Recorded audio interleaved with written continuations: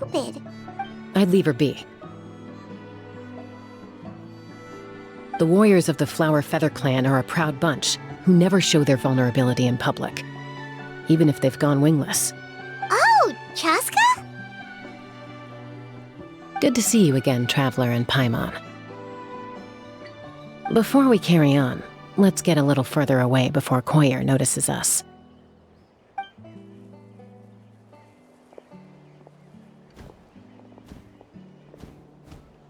So, that girl on the bridge, Koyer, you said? Should she really be on her own right now? With the mental state she's in, it just seems risky. Don't worry. That's exactly why I'm here. Elder Alpa sent me to keep an eye on her. If she does attempt the unthinkable, I'll swoop in and catch her. I doubt it'll come to that, though. She's a fighter. A warrior, in fact. One who aimed for the sky. However despondent she might feel now, I'm confident she'll get through it. Well, in the Flower Feather clan, there's an elite flying squad made up of Kukasaur riders. But it's an extremely selective squad. To become a rider, you need to undergo a trial where you not only demonstrate mastery of the relevant skills, but also win the approval of the Kukasaurs. Very few candidates make it through the process. Koyer has spent years training for her most recent attempt, but unfortunately she didn't pass. So it's not hard to see why she's so upset.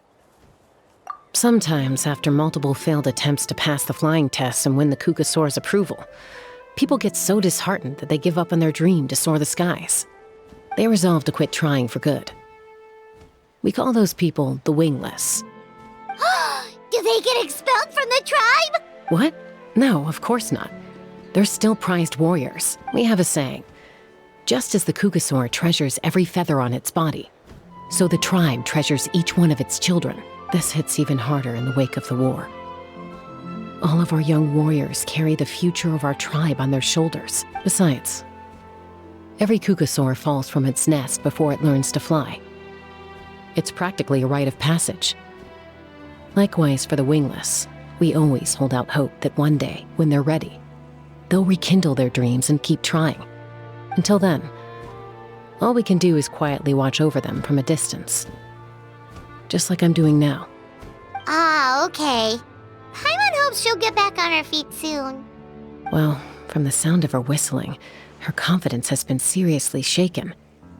No Kukasaur is going to respond to a call that sounds like that. Yeah, people from my tribe call to their Saurian companions by whistling or blowing a horn. So it sounds like Koyer was trying to summon a Kukasaur to practice her flying. But the Kukasaurs are an even prouder bunch than our warriors. They would never respond to a lackluster whistle like that. First she failed the trial, and now she's struggling to even summon a Kukasaur. That's only going to hurt her confidence further. And getting trapped in that vicious circle is the kind of thing that'll make people go wingless. Surely there must be something we can do to help. That's very kind of you. Koyer's flying skills are up to par, but mentally she's stuck in a rut. If she wants to return to the sky, she has to overcome that for herself. I'm going to lay low nearby, just in case she takes a turn for the worse. Let me give you a tour around the tribe once this is all over.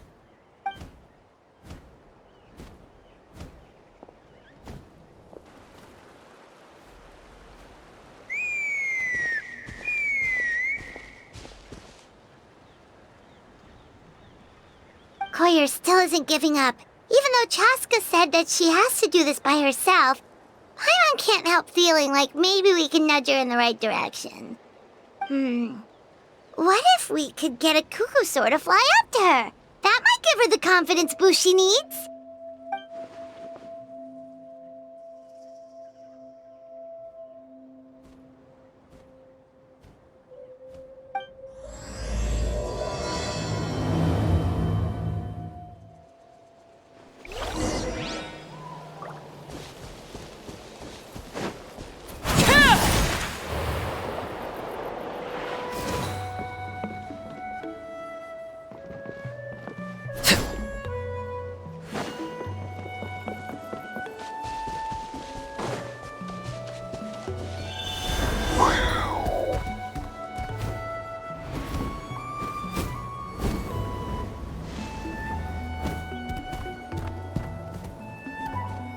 It's a Kukasaur!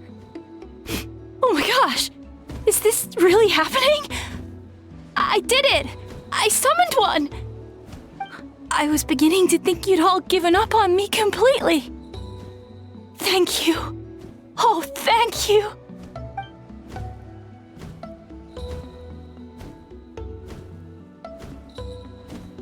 Excuse me? Would you mind if we did some flying practice together? Right now? I think I know where I went wrong in the test now. I need to maintain a higher speed on my turns. So, I just gotta practice my bell tail slides and split S maneuvers.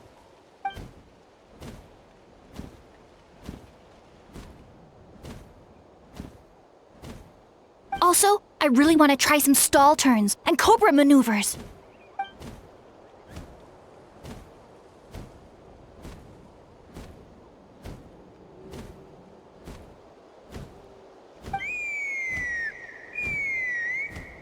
Huh? That sounded like a whistle. Is someone else trying to summon a Kukasaur? Hey! Wait! Wait!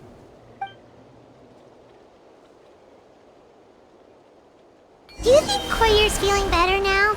Let's go back to that bridge and check.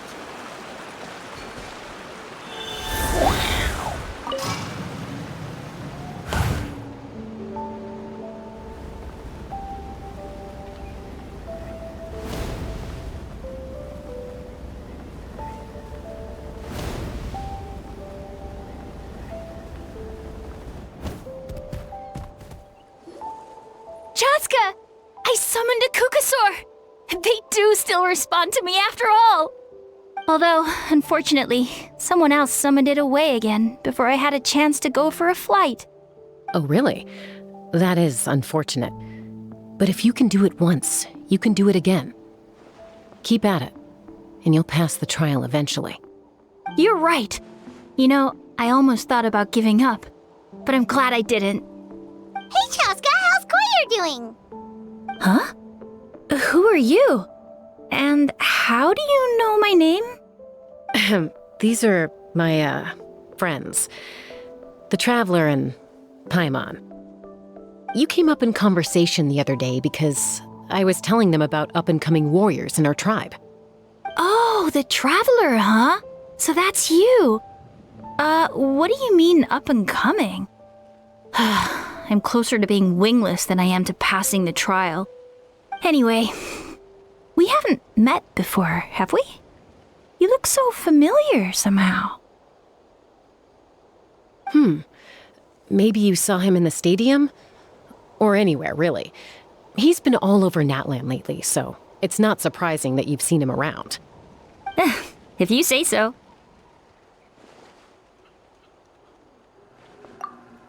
Koyer! Chasca!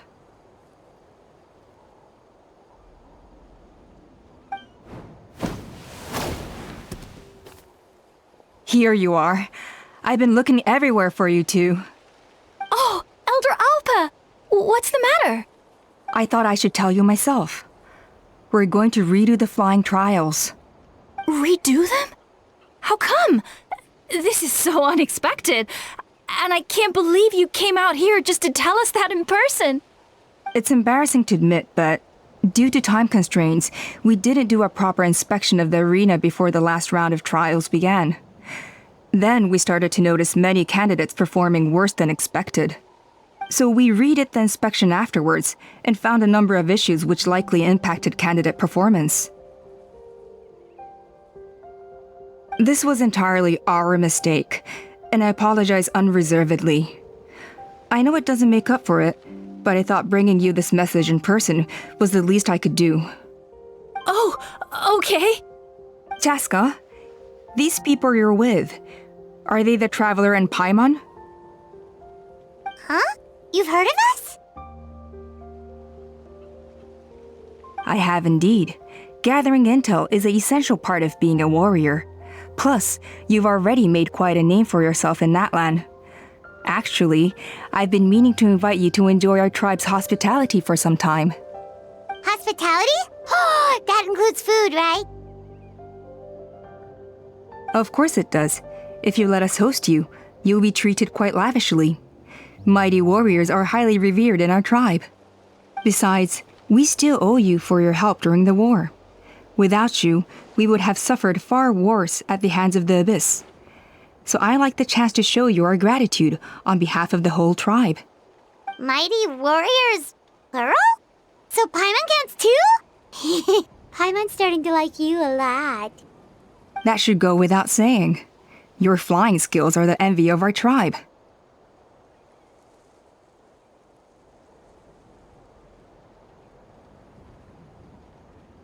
The Flower Feather clan seems like a really nice bunch of people. We definitely need to take her up on this offer. Well, I'd love to stay, but I'm afraid I still have to inform the other candidates about the retrials. With our younger generation's future on the line, there's no time to lose. Wait, Elder Alpa! Let me help! The sooner everyone gets the news, the better! Very well. In that case, Chasca, could I leave you to entertain our guests? Sure thing. Okay, let's meet by the Obsidian Totem Pole later. Collier, let's get going. Okay.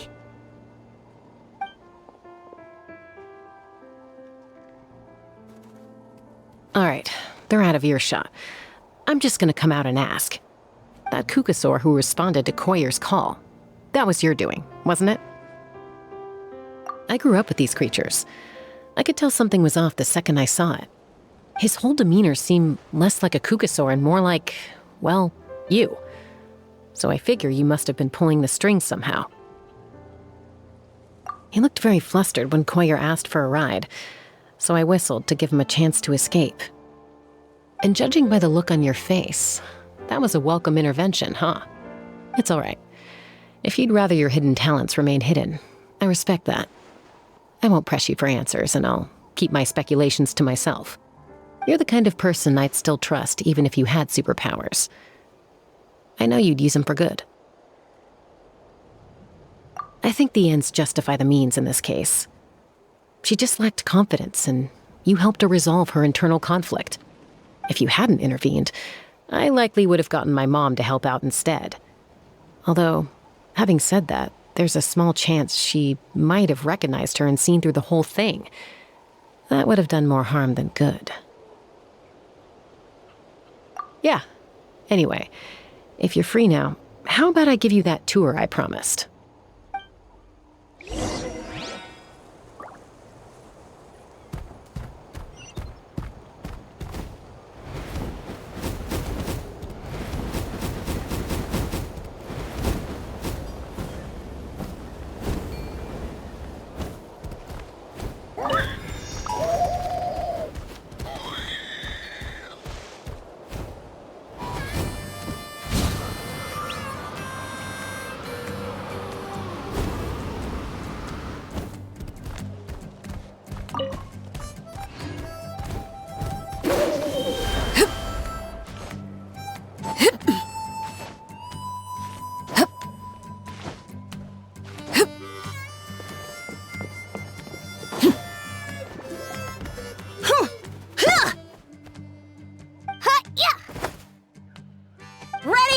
I'm gonna get you!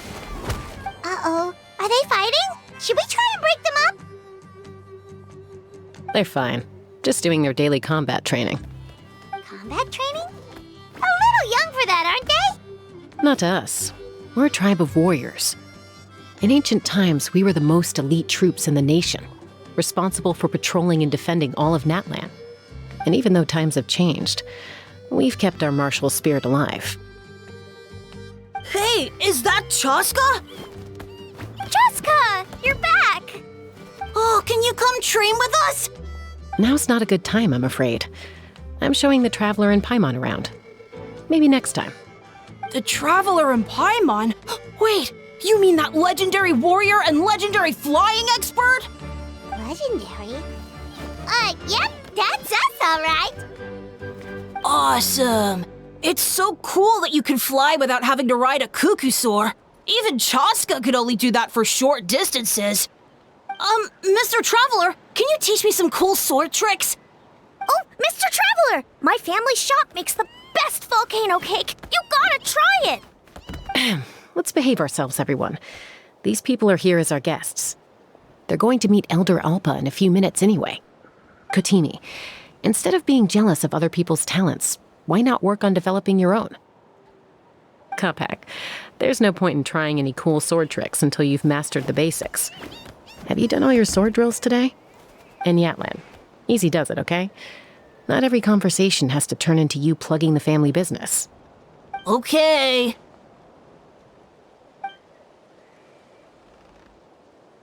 Sorry about those kids. They just got overexcited when they heard your name. I hope it didn't bother you too much. This is a volcano cake that Yatlan forced into my hands. She said to think of it as an apology gift. Whoa, it smells amazing! Traveler, you want some?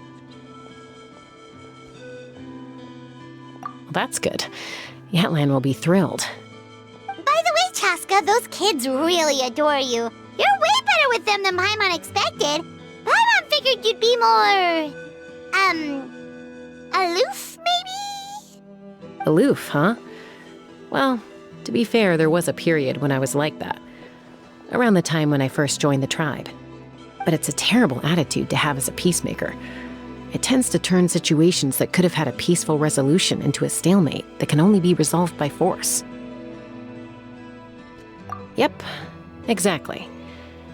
As long as other options are available, I try to avoid that at all costs. Someone once told me that peace imposed by force will crumble in a matter of days.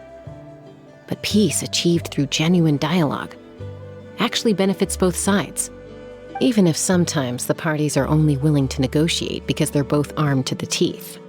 That's true. Hey, Chasca! Uncle Cusco knows you're back, and he's coming to get you. Oh, thanks. Traveler, Paimon, gotta dash. I'll meet you at the totem pole up ahead. You can't miss it. It sticks out like a sore thumb. Wait, are you running away? First rule of conflict resolution? Grab the fan and run before the you-know-what hits. Trust Chasca to make even running away sound cool. Sorry about this. Just stall him for me, okay? I'll explain everything later.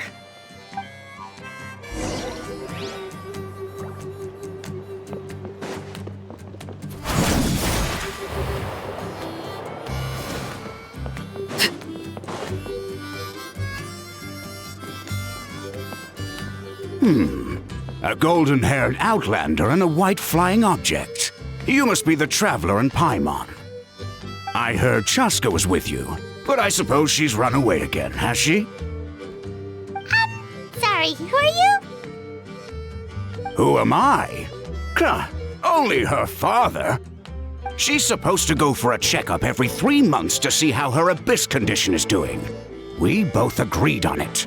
But she's already missed 3 checkups this year. That's 3 out of 4. Yes, she got exposed to abyssal energy as a young child. Then her birth parents abandoned her. It's lucky those wild cucusaurs found her when they did, or she wouldn't have made it. They took her under their wing and raised her as one of their own. Eventually, some riders out on patrol spotted her and brought her back to the tribe. But she was practically feral at that point. The moment you took your eyes off her, she'd be getting herself into a fight, or she'd run away to be with the Saurians. She seemed to prefer them to her own kind. She might as well have been a Saurian in human form. That must be the aloof period she mentioned, right?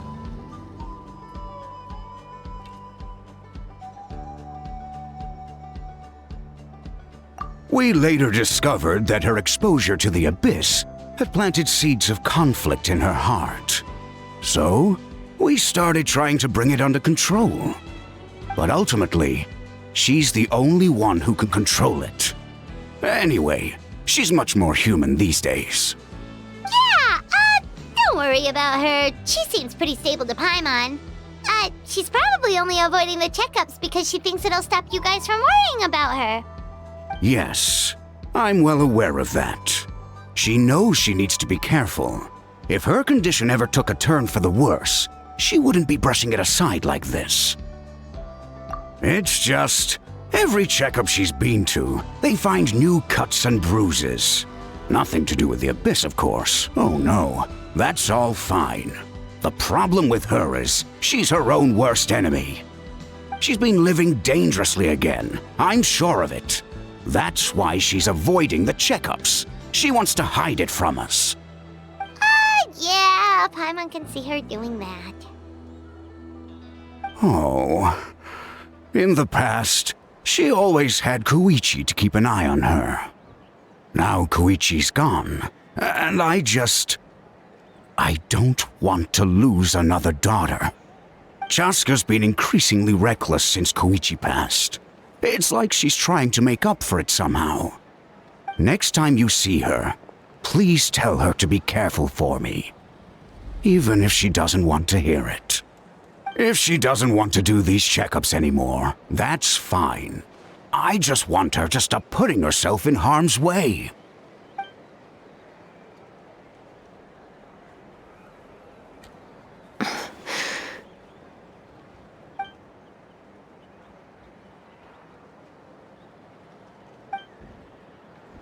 Whoa, where did the time go? We should meet back up with Chasca before it gets any later. To get to the totem pole, we need to head north, right? I'm sorry. I didn't mean to keep you so long. I don't get to talk about my daughters much. Once I got going, I lost track of time. I should be getting back to work now. So, oh, Chasca. Help me talk some sense into her, won't you?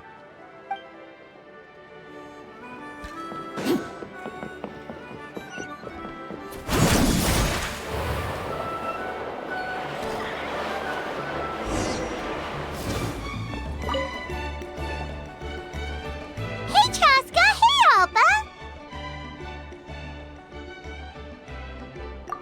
It's all right. I bet my dad talked your heads off, huh? What did he say?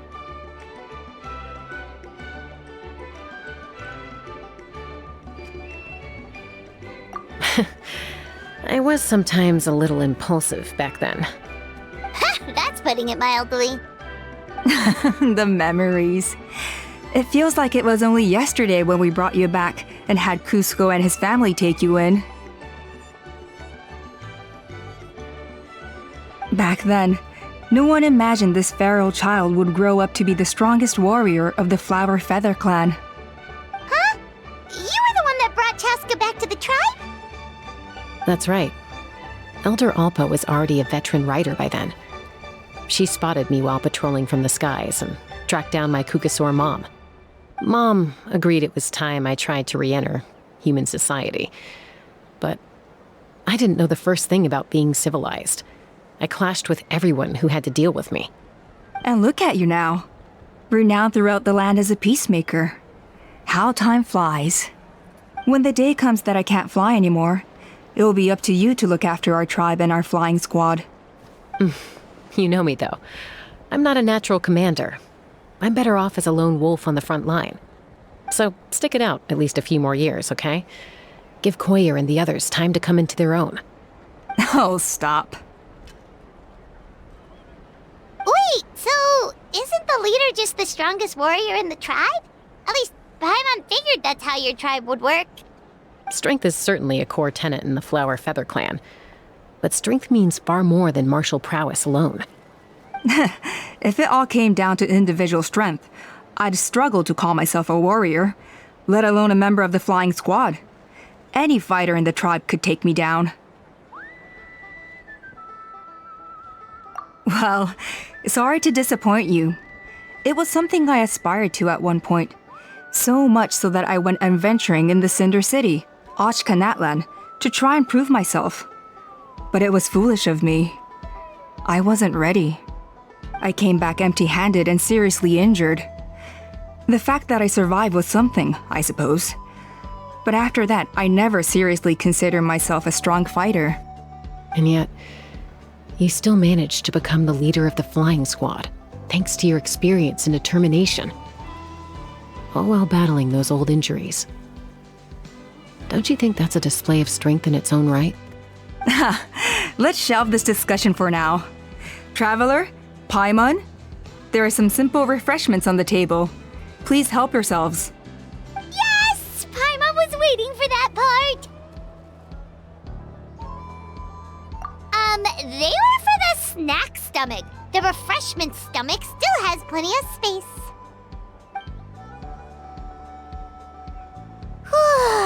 Paimon is so full. Well, if you're enjoying our hospitality, feel free to stay with us as long as you like. Elder Alpa? There's, something's come up.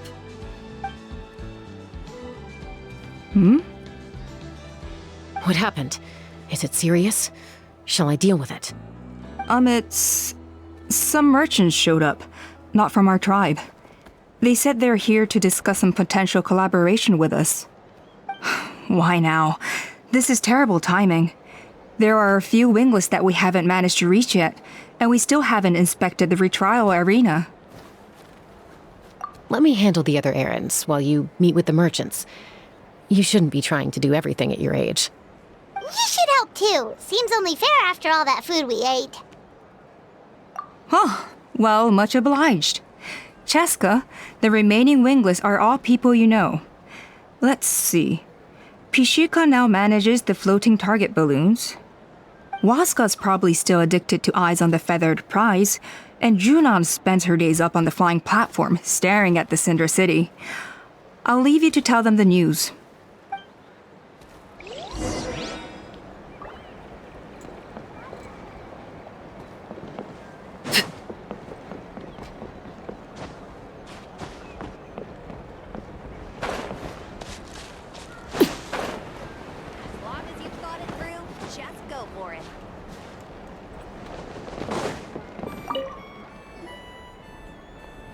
Are you sure you don't want to reconsider, Pashika? I appreciate it, boss. But honestly, I'm pretty happy with my life nowadays. Pashika, they're redoing the flying trials. Huh? Utona? Ah, did Alpa send you? I was just telling Pashika the news, actually. The way things are with the tribe these days? I mean, you don't need me to tell you. This here is no future for a seasoned warrior like you. Ah, come on, boss. Do you have any idea how long it's been? I've been wingless for years now. I'm not cut out for that anymore. Of course, I'll do my part if we ever need to defend the tribe. But there's really no point in me trying out for the flying squad now. I've already made my peace with it. Not everyone has what it takes to return to the sky after going wingless. Elder Alpa's perseverance is something else. And it's okay if I'm not destined for greatness. I might not have the Kukasaur's approval, but with my hot air balloons, I can still reach the skies. Handling these balloons every day, seeing how the customers react, the looks on their faces, that's enough for me. Finding something you love doing can be just as hard as passing the flying trial. It's worth holding on to. Fair enough. It's your choice. I won't force you. Oh, by the way, you should try taking a balloon ride if you've got the time. Once you've been up there for yourself, you'll see why I love it so much. No problem. If you ever want to give it a try, you know where to find me.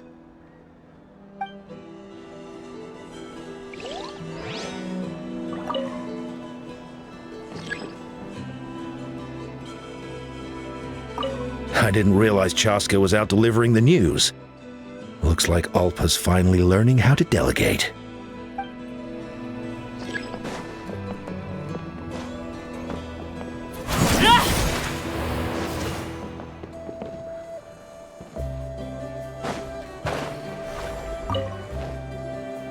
A retrial? What's the point? I pretty much treat life like it's a game. No Kukasaur's ever going to approve of that, no matter how many times I try. Waskar, I can assure you, Kukasaurus wouldn't judge you for something like that. Well, they must be judging me for something. Maybe I lack fighting spirit, or just don't have the talent. Not everyone's a natural like you. Don't waste your time on me. You'll have better luck with the ones who still have their heads in the clouds. In the meantime, I think I'm going to treat myself to a few more games of Eyes on the Feathered Prize.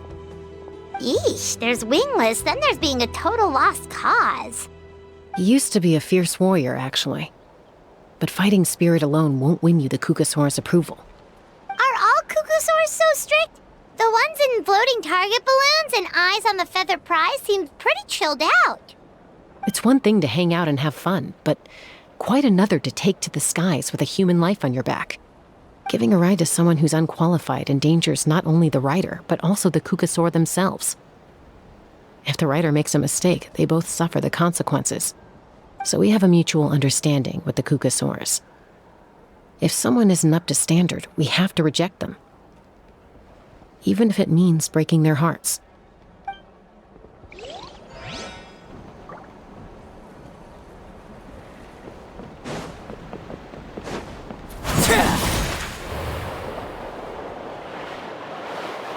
I see. So that's how it works.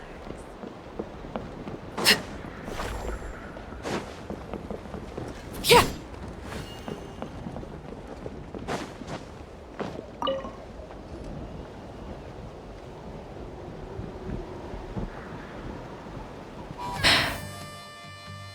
Hey, Junan. Gazing out at Ochkanatlan again, huh? Chasca? What are you doing here? Is something up? The flying squad is hosting retrials again soon. Want to give it another try? Maybe you're forgetting the definition of wingless. I've failed so many times already that I've decided to call it quits for good. I'm done. Elder Alpa always goes out of her way to come and tell me when a new trial is coming up, and it's nice of her to think of me. But nothing's gonna change. I'm not going to suddenly pass just because they're holding another trial.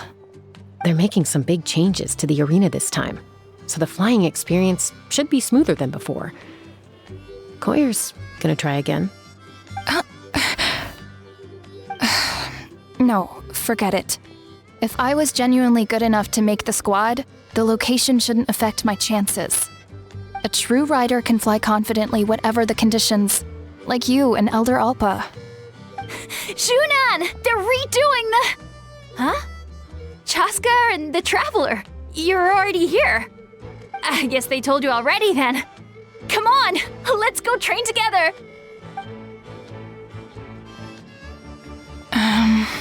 I'm gonna sit this one out. What? Why? But you've always looked up to Elder Alpa. She went wingless after her injury and spent years drifting, but even she came back and made it in the end. If she can do it, why can't you? I mean, I don't have that kind of perseverance. And besides, the last thing I want to do is fail in front of her yet again. Oh, come on. You know you don't need to worry about that. All right, well, how about we just treat this as you being my mentor? Then will you train with me? I mean... Enough umming and ahhing. Let's just get up in the air and figure it out as we go. Wait! Hold on, slow down. I can't keep up. Well, that's one way to do it.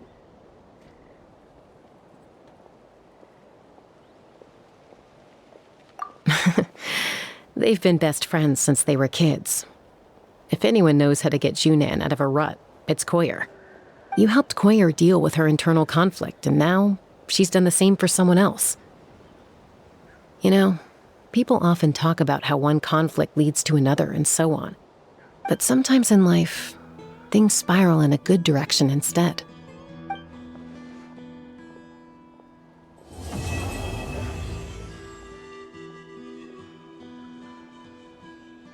We've notified all the wingless on the list now, right? Where to next? The trial arena. It's not far from the tribe.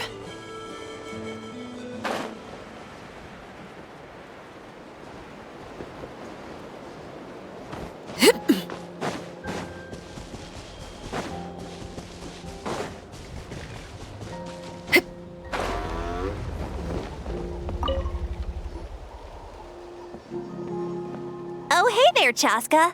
Did Elder Alpa send you? Yeah, she's got other things on her plate right now. How are things looking here?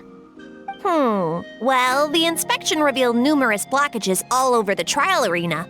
It looks like they're the result of ley line disorders caused by repeat abyss invasions. Theoretically, we just need to clear those obstacles, and the arena will fill up with gaseous phlogiston again. But that's proving difficult to achieve in practice, for all sorts of reasons. Why don't you head on down and check things out for yourself? Feel free to ask the staff for more details.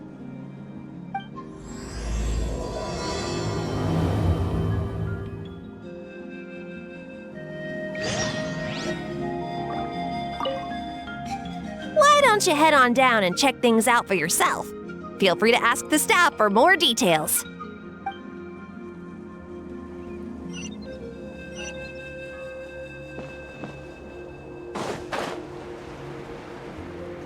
Let's fly.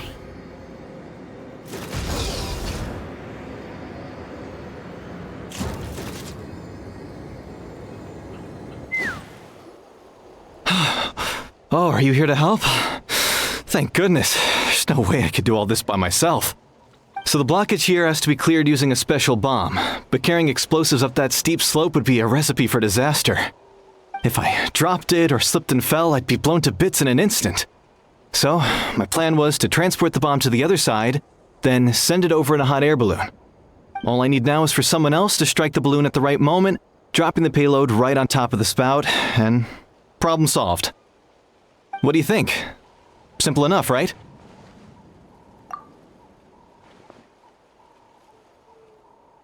Huh? Oh, that one. No, I've got no idea who that belongs to. Or how they got it up so high. I just wish I could fly up there and check out what kind of tech they're using. Ah, well. Getting the trial arena back in order is more important. I'll head over and set up now. Let me know when you're ready.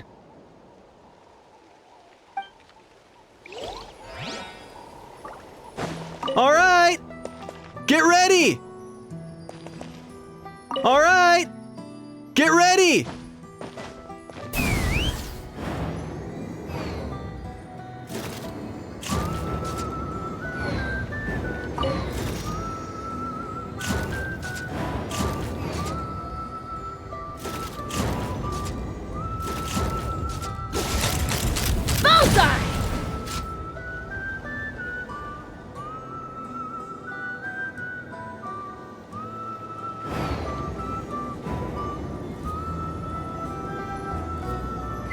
All right!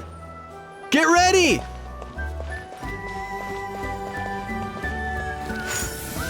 Yeah.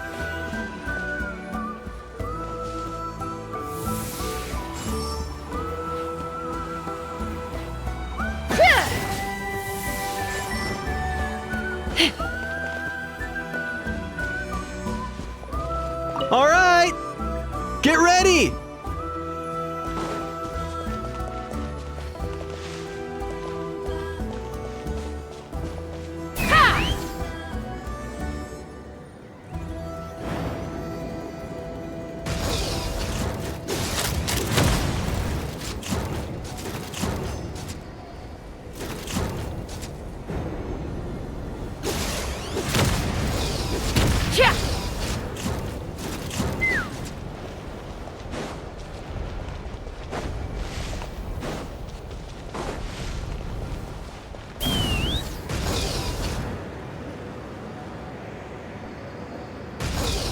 Giddy up! Bullseye! How strange. Why is there so much solid phlogiston here? Well, could be from the Children of Echoes. Maybe it got swept up here due to the ley line disturbances? And I did see those strange markings on the cliff. I can't think of a way to resolve this. Short of going all the way to the Children of Echoes to borrow it to Petlisaur.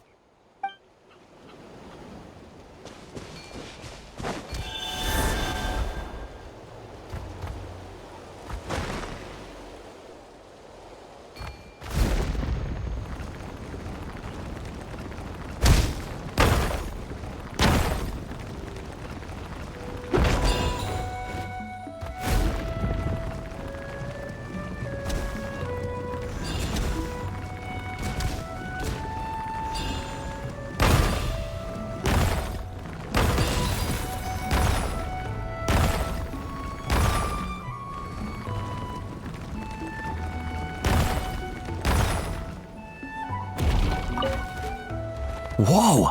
Did you see that? A Tepetlisaur just showed up out of nowhere. How did it get here? Just passing by, or... Huh. Well, not gonna argue with a good thing. The spout's clear. That's all that matters.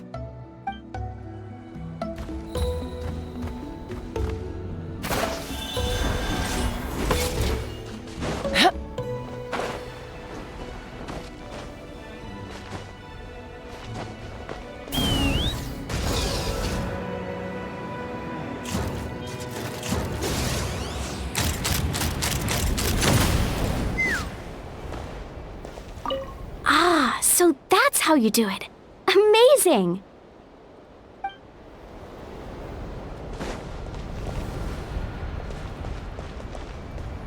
Take me up!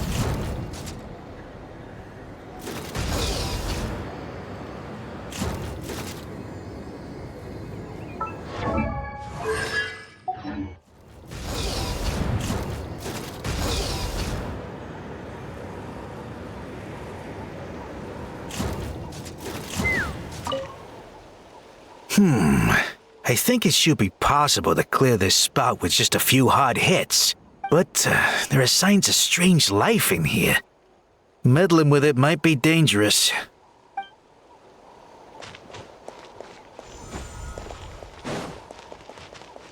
Yeah! The wind knows me. Monsters!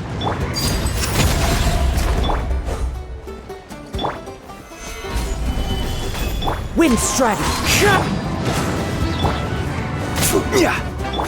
Let's fly. Locked on. The gaseous phlogiston is being replenished. Looks like all the spouts have been unblocked. Let's head back up.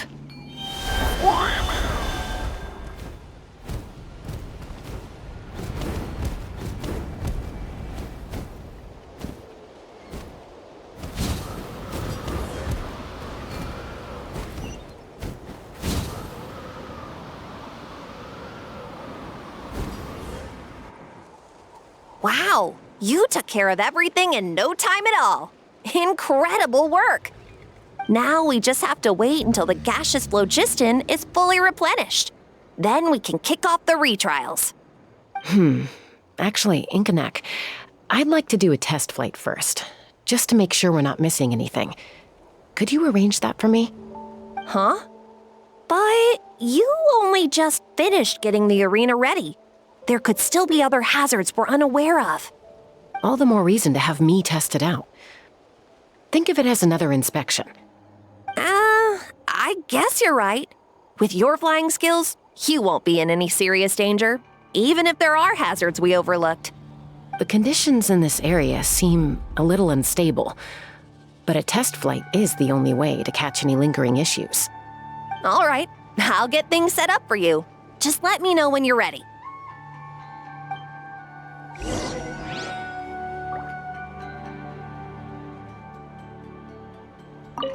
Are you ready?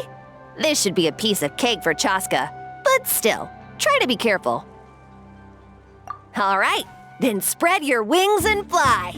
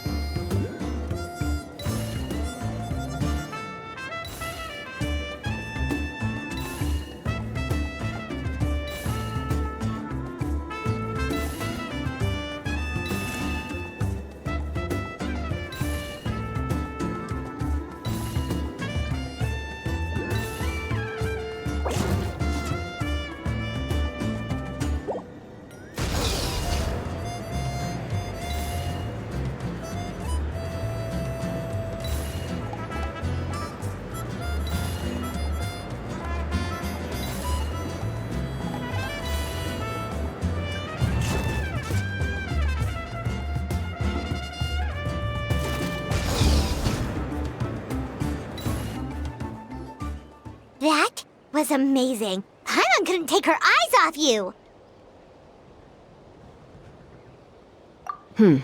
No, nothing major. Give it a few days, and we should be able to conduct the trials. Help! Help me! You're from the Flower Feather clan, right? Please, come quick, you've got to help us! Catch your breath first. What's the situation? We got attacked by a Kukasaur. My friends are still stranded in the middle of the road with the goods we were transporting. Please, I'm begging you, save them! Huh? Are Kukusaurs really that aggressive? Do they usually attack groups of people unprovoked? Not in my experience, but there are exceptions to every rule. Let's go check it out.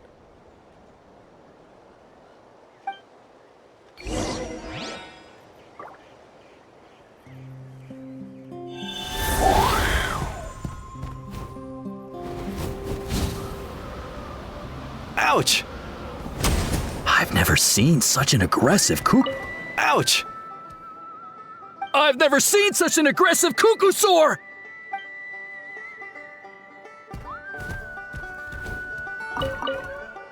Ouch! I've never seen...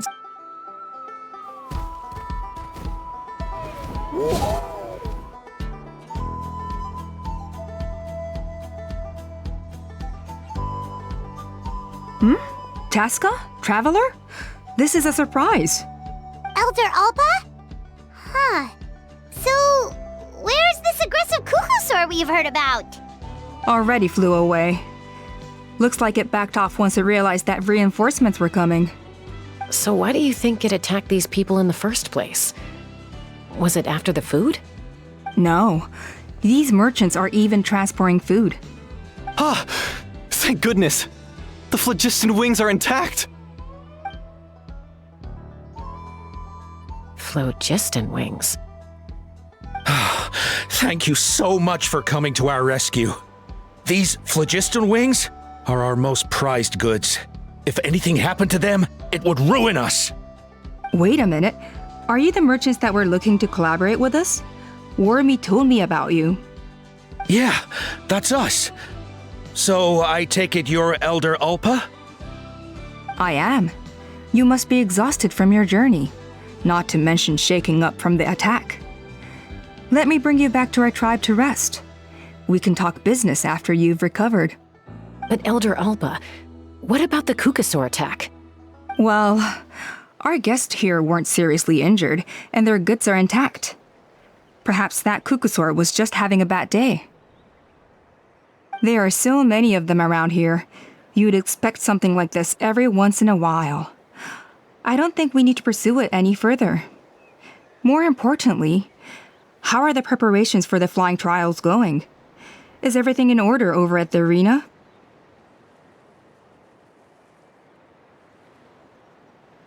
Huh?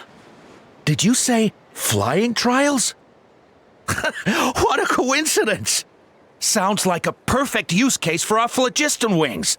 You'll be pleasantly surprised by what they can do. Oh, really? Now I'm intrigued. Well then, let's forget all about this Kukusaur attack for now. We have some serious business to discuss.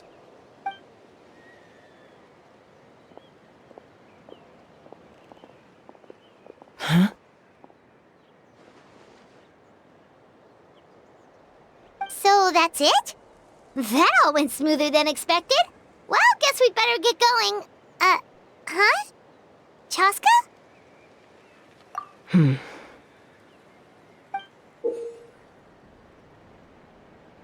A blood-stained feather.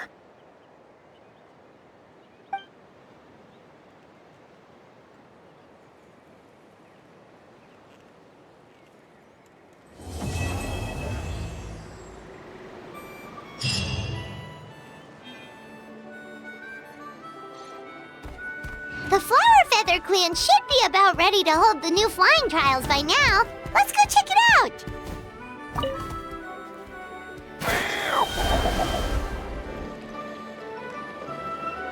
Everyone gets opportunities.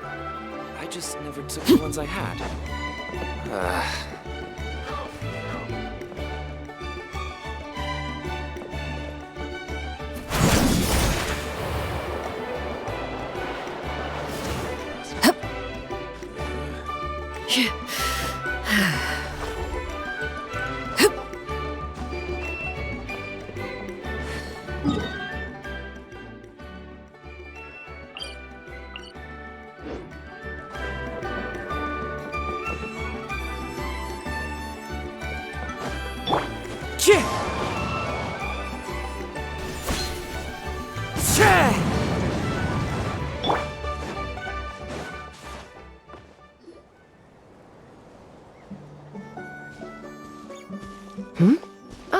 Traveler and Paimon.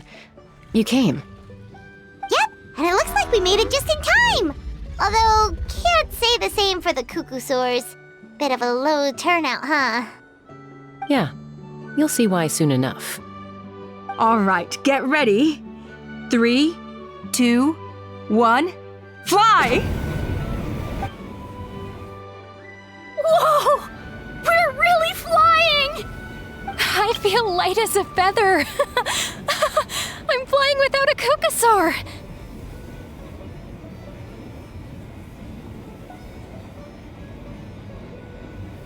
These phlogiston wings are awesome! What's going on? Paimon can barely believe her eyes. How did they fly all on their own? The merchants we ran into that day were selling a product called phlogiston wings. It's a flying machine worn on the back. To operate it, you just use a handheld trackball that controls the flow of gaseous phlogiston. That's incredible. Yeah. If our tribe, if Natlan mass adopted this technology, it would revolutionize our mobility and responsiveness in times of crisis. Just think of the countless tragedies that could be averted. I feel like I'm dreaming. Did I really just fly on my own without the help of a Cuckoosaur? You'd better believe it! Plus, you just passed the flying trial! Right, Elder Alpa? Elder Alpa? Should this really count as a pass? If we did the trial using phlogiston wings? Why not? The scoring rubric is about flying performance. It doesn't specifically say you have to ride a Cuckoosaur, does it? Yeah, maybe, but... I mean, even Chasca had to ride a Cuckoosaur in her trial, right? And the whole point of the trial is to test both your flying technique and your ability to work with a Saurian companion. Well, if we can fly by ourselves, maybe we don't need to test the ladder anymore.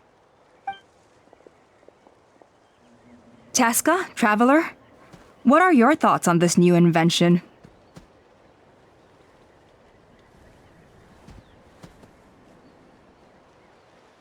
Right? That's what I think too.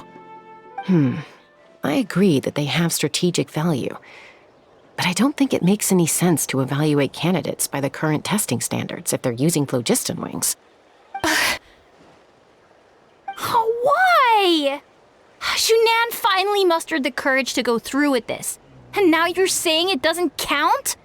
We don't have any experience using these wings in battle, nor is it immediately obvious how to incorporate them into the existing systems in our tribe.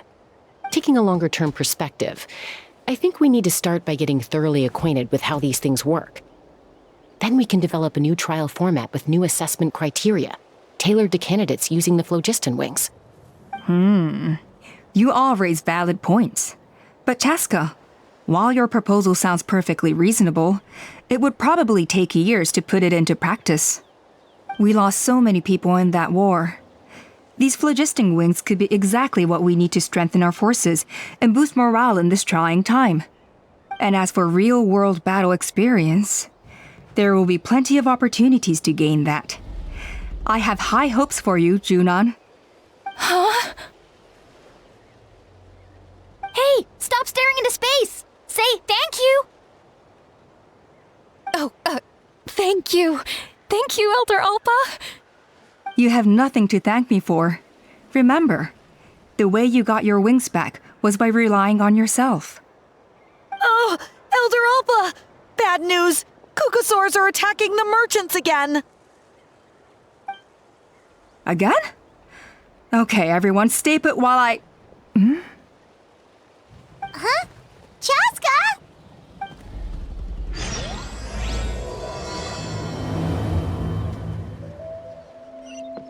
Why did Chasca rush off like that? And then Elder Alpa and the others too? Anyway, let's go see what this is all about.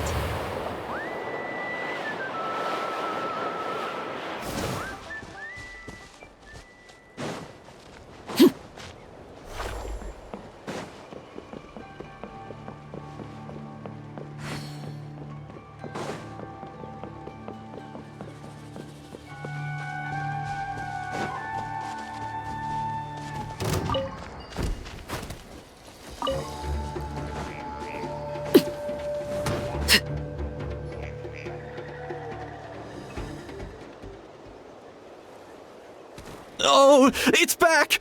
It found us again! Run! Get out of here!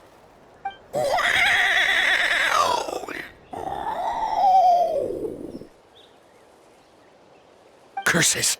She's really riled up this time. Hey! Stop running! We'll never outrun a creature with wings! Get back here and let's fight!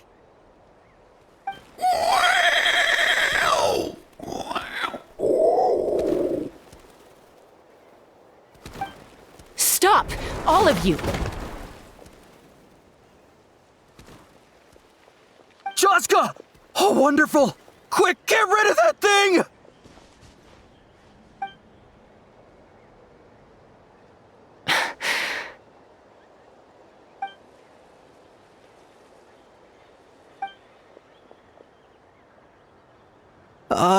What's going on? Why isn't she doing anything? So it really is you, sister. Wait, sister? That Kukusaur is Chasca's sister?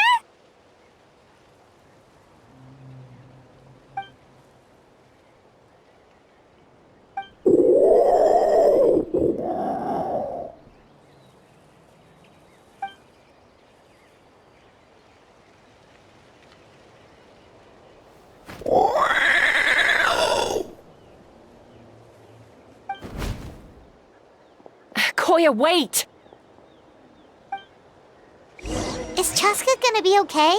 Should we go check on her? Is everyone all right? We're okay. No serious injuries. Thank goodness you all got here just in time. What was wrong with that Kukusaur? Why was it so aggressive?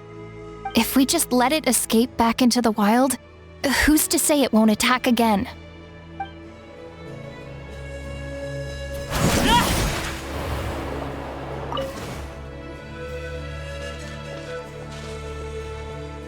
Chasca, are you okay? I'm fine. Sorry for making you worry. No point. She's an expert at hiding her tracks. Once she's shaken you off, you'll never catch up to her. At least, I always used to lose to her at hide-and-seek when we were kids. Well, yeah. You know I was raised by Kukasaurs. Anyway, she and I grew up in the nest together. Her name's Koya, and she's my big sister. We played together all the time, chasing each other through treetops or mountaintops. It felt like it would go on that way forever. Until the day I was sent back to live with the humans. Not all Kukasaurs are friendly towards people. Koya, for instance, she's fine with me because we grew up around each other, but she's not fond of other humans. When Mom decided to send me away, Koya strongly protested, and after I left, she became more and more reluctant to interact with humans. Maybe she thinks that humans stole you away from her. It's a possibility, but in any case, we still stayed best friends at first. I had a hard time adjusting to life in the tribe. So whenever something went wrong, I'd run off into the wild and vent to Koya. Ah, so that's what Uncle Cusco was talking about. He said you seemed to prefer hanging out with Saurians to your own kind back then. Yeah, I did. But then, gradually, everything changed. With a new mom and dad, a new tribe, and Koichi, I started getting curious about these humans and made an effort to understand their behavior. The more time I spent with them, the less I spent with Koya. And then, one day, it was Koya's turn to leave the nest. She sought me out and asked if I was willing to leave the tribe and go live in the wilderness with her. As far as I can remember, that was the first time she ever approached a human settlement on purpose.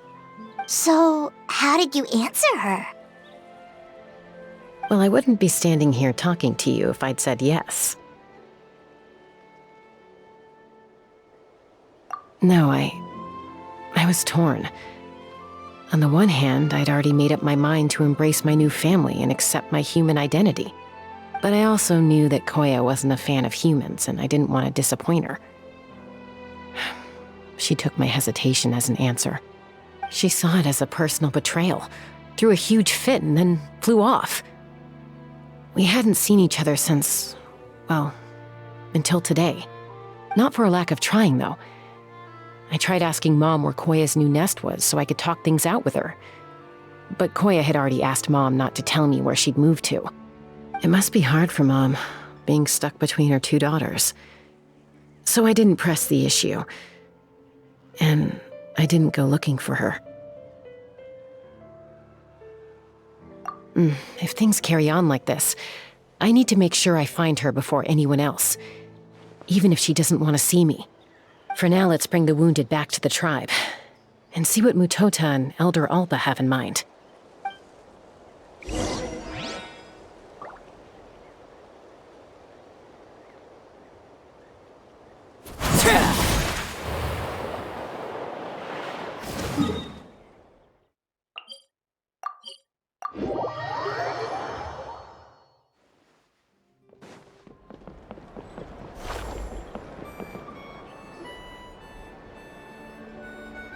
So, I hear there's been another Kukasaur attack.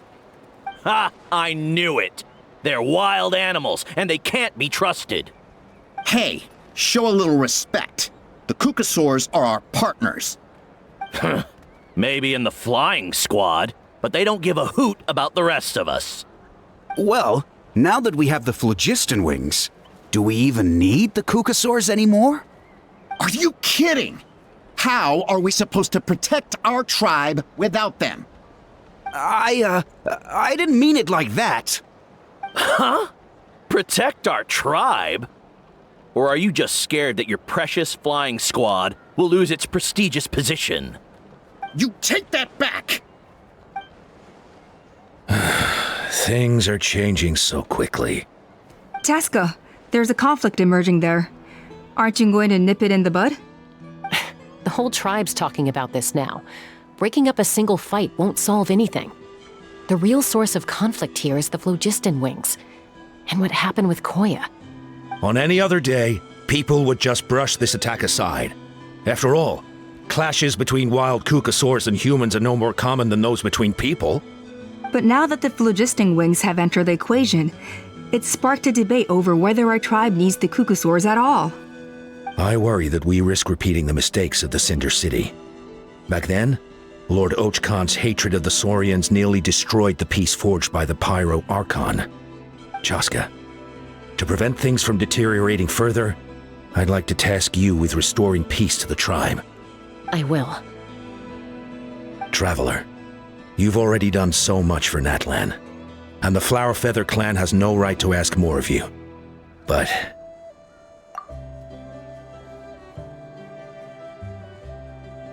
thank you. And don't forget about Paimon! Just leave this to us! This whole situation has unfolded so quickly that it's put us on a back foot. To tell the truth, it makes me a little suspicious. You think someone might have orchestrated all this? It's possible. Leave it with me. I'll look into it. Also, Chasca, could you try to keep a low profile while you're out there digging around? We don't want to give our hand away. I'll do my best. Okay, so where should we start? This all began with Koya's attacks. If we can find out what led her to do it, that should give us something to work with. Unlikely. Given how she reacted when I showed up, I don't think she's forgiven me. If you want to resolve a conflict through dialogue, sometimes you need a third-party facilitator. Let's go see my mom.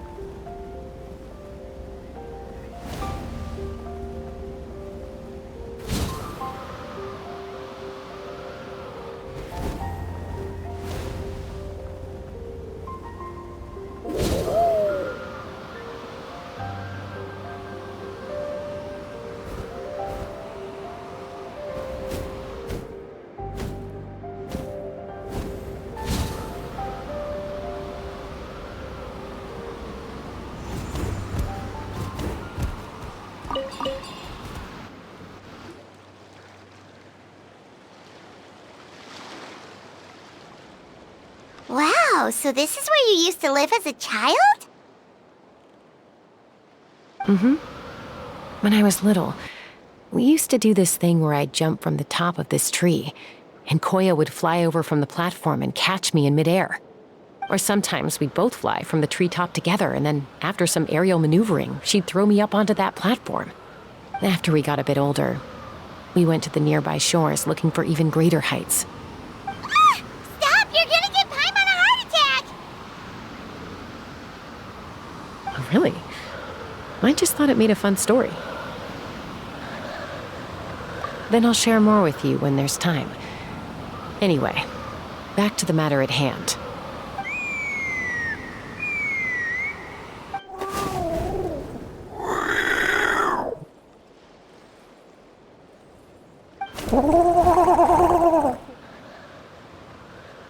Hey, Mama Bird, I'm back. My last visit was only a week ago, wasn't it? See? I visit you more than I visit Papa Cusco. I brought a couple of friends with me. These are the Traveler and Paimon. Traveler, Paimon, this is my mom. Her name is Chimpu. In the human tongue, anyway.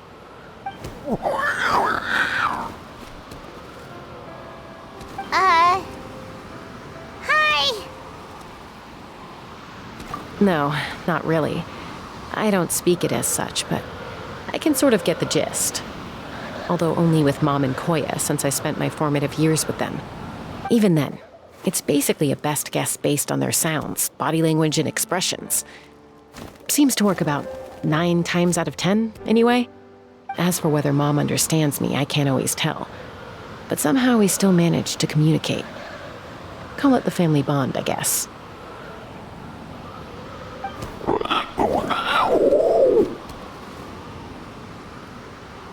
Don't worry.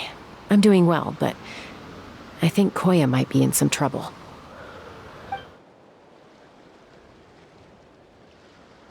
I know she's never been a fan of humans, but she's never deliberately attacked them before either. What's behind this sudden change? Does, Auntie Chimpu know anything? Doesn't look like it. Koya hasn't visited her in a long time. Then, could you please tell me where she's living nowadays? I really need to talk to her. If this animosity between her and the tribe continues, then the next time there's an incident, I don't know if I'll make it there in time.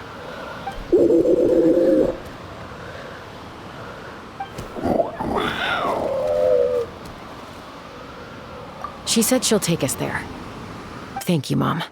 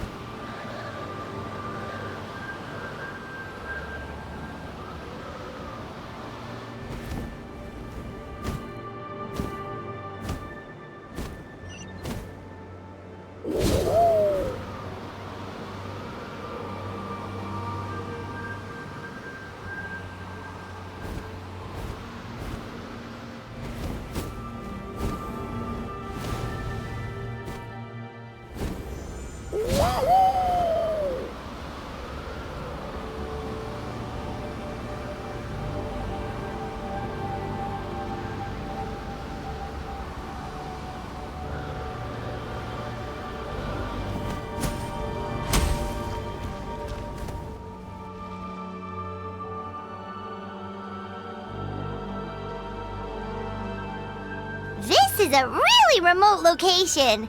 Guess she was trying to get as far away from humans as possible. We stay here? Okay. Got it. Traveler, Paimon. Mom says we should stay out of sight for now. She'll talk to Koya first. Koya is very hostile toward humans right now. So if we show up unannounced, it might just make things worse.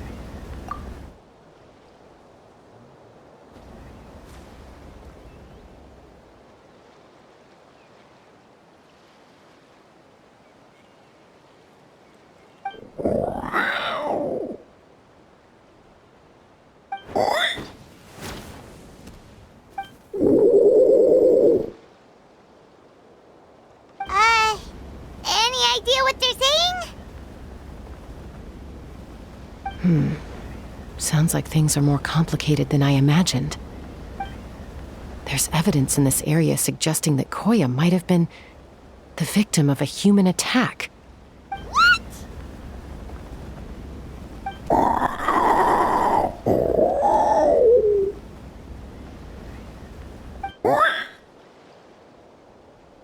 No! It's Chime, Koya's child. The attackers kidnapped her. They came over the sea, under the cover of night, and they took Chime. What the heck? Who would do such a thing? I searched day and night, and finally found them.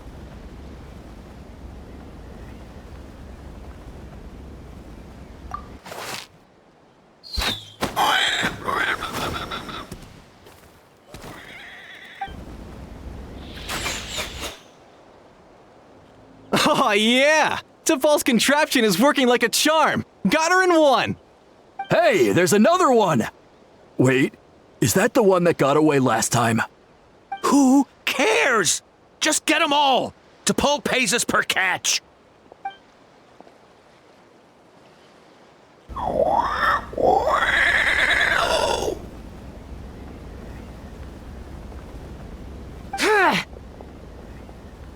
Chasca! Chasca? How do you get here? Quick, stop her! Don't you even think about running away!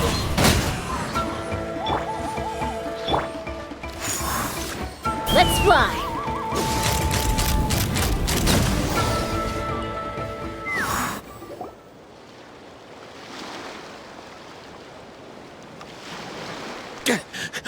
Don't come any closer, or I'll... Go, Phlogiston Wings! Take me out of here! Uh-oh, looks like it malfunctioned! This is bad. Mom and Koya are already injured. And if that thing explodes right next to them... Help! Elemental energy suppresses it! Please, someone! Get back!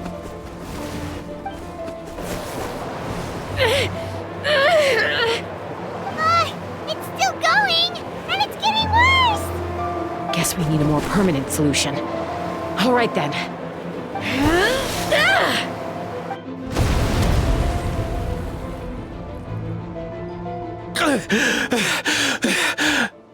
That was too close. I thought I was gonna die.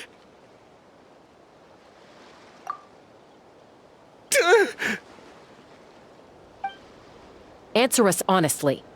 Were you the ones who attacked Koya before?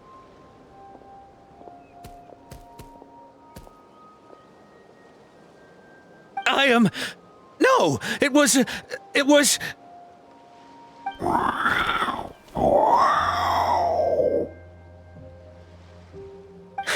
Well, she says it was you.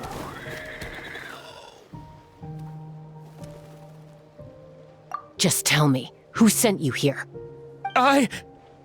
It was T'Pol. He told us to catch all the wild Kukasaurs we can find. And he also said that this Kukasaur has become a thorn in his side, so it needs dealing with urgently. T'Pol? Huh. Sounds familiar. But where from? Well, he tends to send his orders in writing. He pretty much never communicates with us in person. When he does, he wears a mask to hide his face. And whenever we trade Kukasaurs for phlogiston wings, we deal with his henchmen. So you didn't even make those wings? All we did was slap some labels on them and transport them over here, to make them look like they're imported. To make it harder to trace their origins. I don't know, honest! Well, that's mighty convenient, huh? What about if I held a gun to your head? Would that change your answer? No need. I'm sorry. I'll tell you everything I know. T'Pol doesn't tell us much, but he always stresses that he wants them alive. So that gives us some clues. This is just a best guess, of course, but we suspect that the gaseous phlogiston stored in the track balls is drawn directly from the Kukasaurs. What?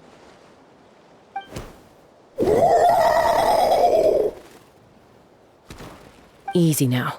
You're still injured. Hey, keep talking. Yes, ma'am. So, the gaseous phlogiston has to be highly refined in order to power the phlogiston wings. The slightest imperfection can have disastrous consequences, as you just witnessed. But the Kukasaurs have a natural ability to process gaseous phlogiston. So, if you use them as an intermediary, then...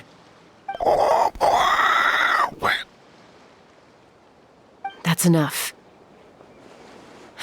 So the Kukasaurs you took, where are they now? T'Pol should have them.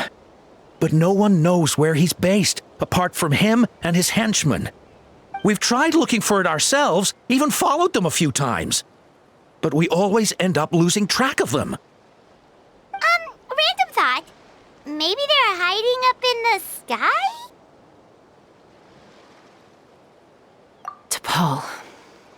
T'Pol.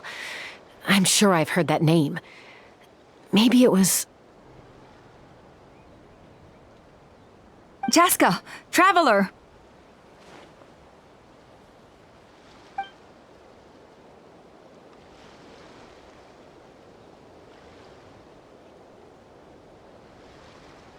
That voice! It's Alpa!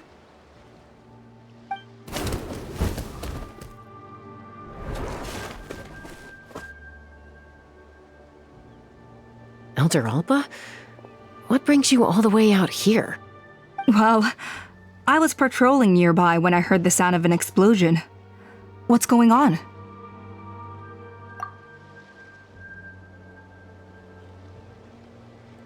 I don't believe it. Elder Alpa, does the name T'Pol ring a bell to you? I feel like I've seen it written down before.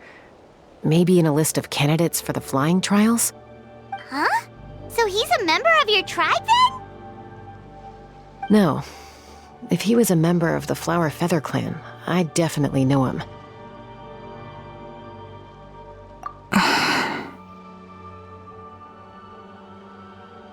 Now that you mention it, I do remember a young man from outside our tribe who came to participate in our flying trials once. You were away on a mission at the time, which is probably why you don't remember him. He was a craftsman from the Children of Echoes, but he'd always dreamed of soaring the skies, so he wanted to join our flying squad. The Children of Echoes?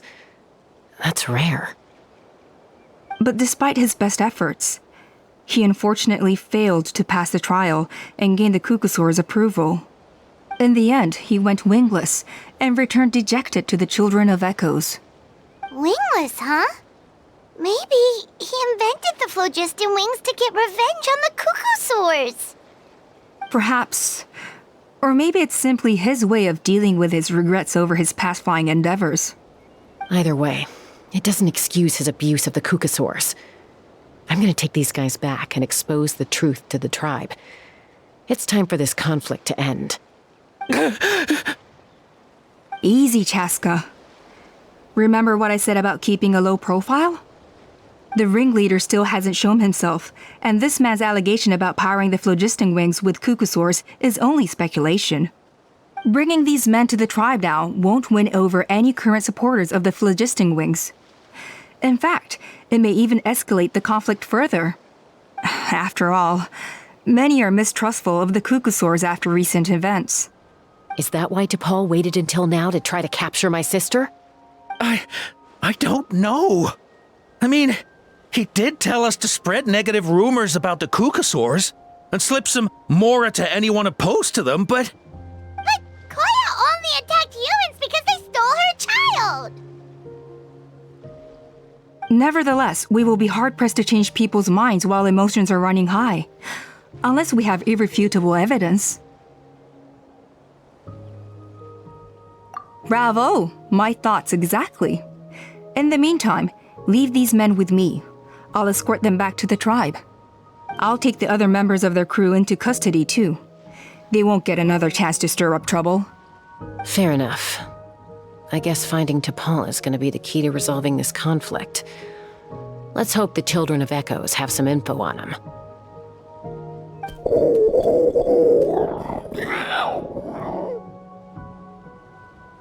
Sorry, whatever it is, it'll have to wait till this is all blown over. I have to fix this situation before it spirals out of control.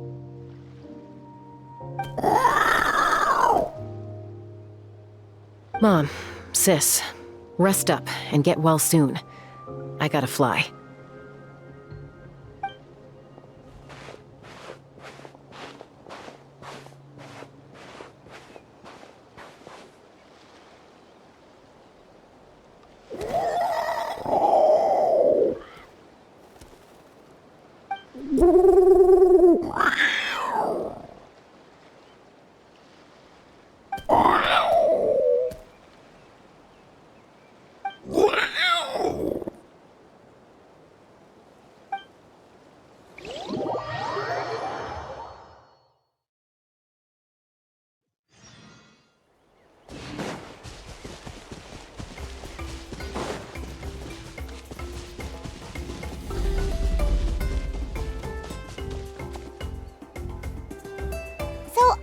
Says that T'Pol's from the Children of Echoes.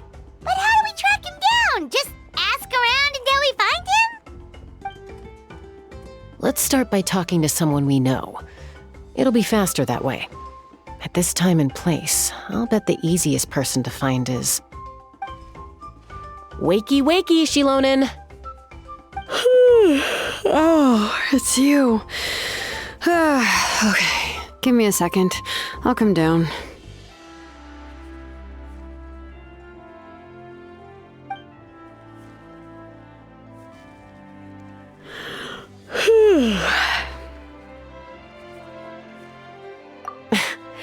I climb trees to fly further and see farther.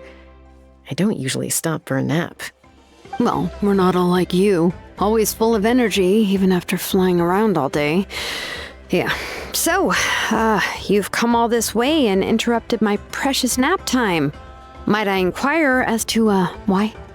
I'm sorry, Shilonen, but it couldn't wait. Does the name T'Pol mean anything to you? He's a craftsman, apparently. Huh. T'Pol. Yeah, that rings a bell. I think that's Puma's child. Nope, I'm afraid you're a few years too late.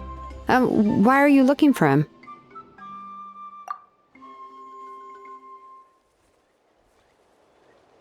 Huh, phlogiston wings. Wow, okay. The kid actually pulled it off. Well, looks like, no more rest for me today. Pulled it off? You mean he's tried making something like this before?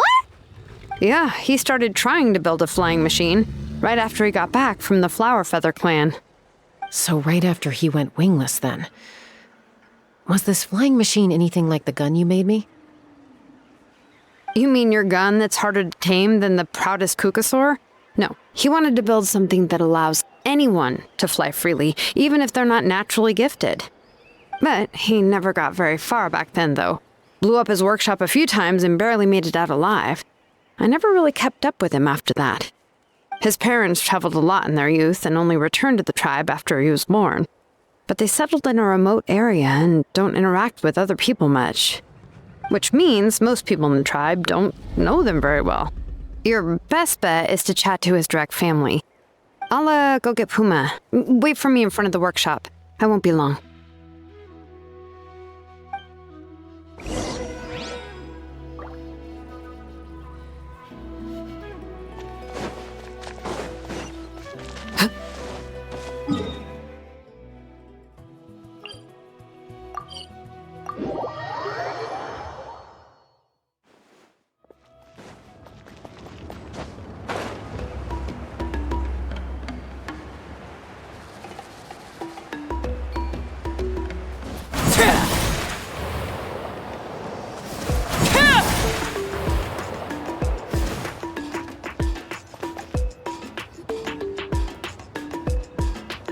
I'm back. Allow me to introduce to Paul's mother, Puma. Hello, we're... Oh, save the pleasantries. I don't want to spend any longer talking about that boy than I have to. Huh? I disowned him long ago. He is no child of mine.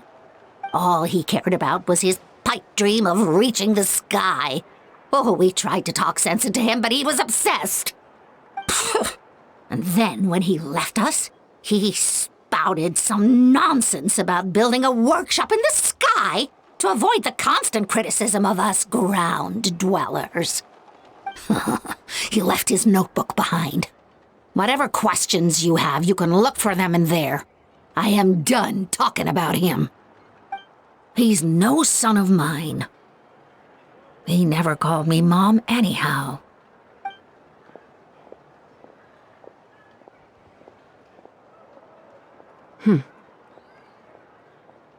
Wow, they've really fallen out. Paimon sure wasn't expecting that. Her husband, T'Pol's father, he passed away recently, and T'Pol didn't even bother to show his face at the funeral. If you ask me, that was probably the final straw for Puma. I'll go keep her company. If there's anything else you need, just come and find me. Thank you. Okay, so this notebook is the only lead we've got now, right? What's in there?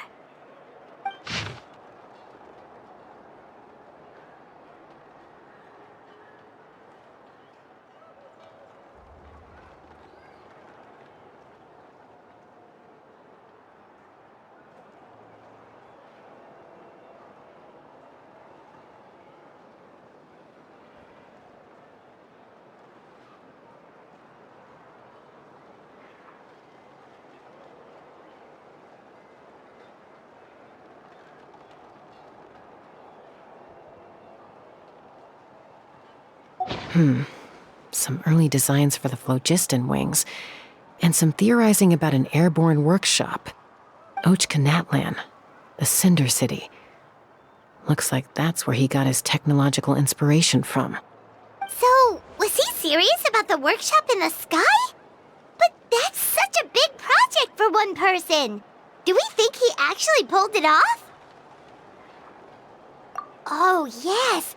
The one from the trial arena that was super high up! That balloon has been there for a while, and everyone's been wondering how it got up there, but what if that's the wrong question? What if it started off even higher up, above the clouds and out of view, and it only descended to its current height due to some kind of malfunction? Part of T'Pol's workshop? Seems likely.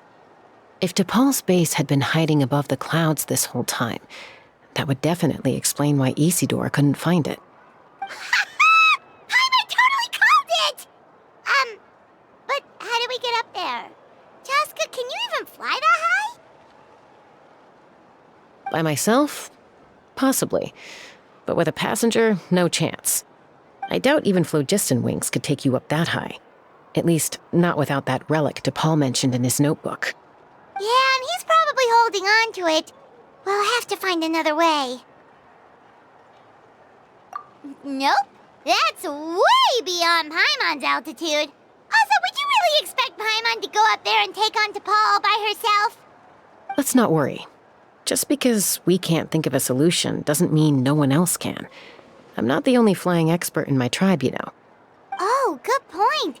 We should go ask Elder And Mutoda.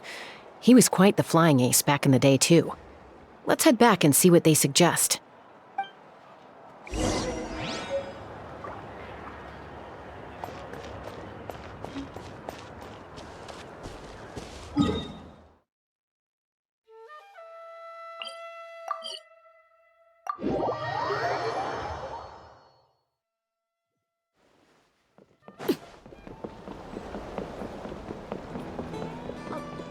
Although I get where you're coming from. Chasca, you're finally back.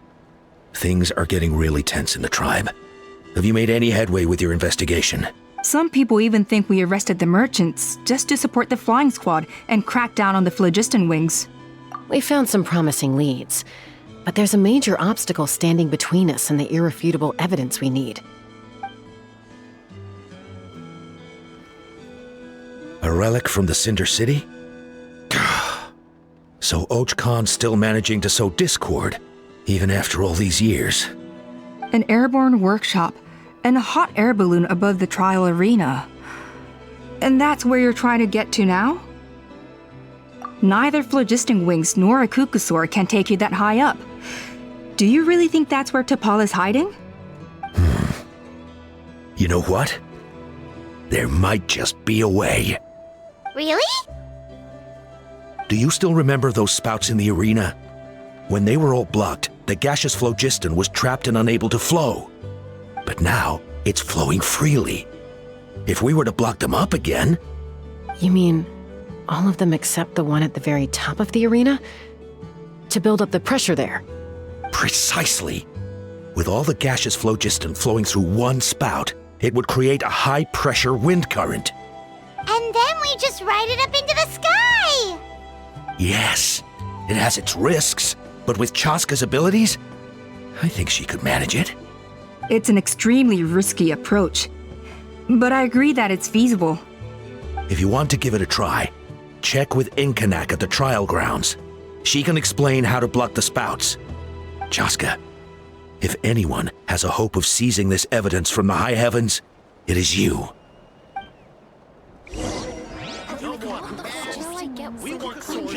We'll do our best to manage the conflict within the tribe while you're gone. Hopefully, it'll buy you some time.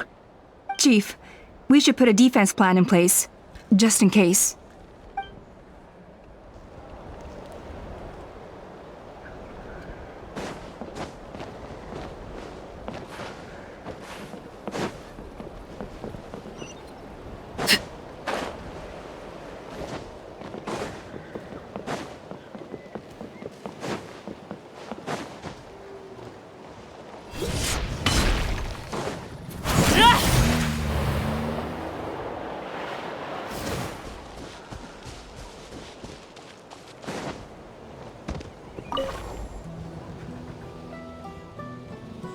Goodness me, that is a very bold idea. Maybe so, but we have to act fast. What's the quickest way for us to block off the spouts?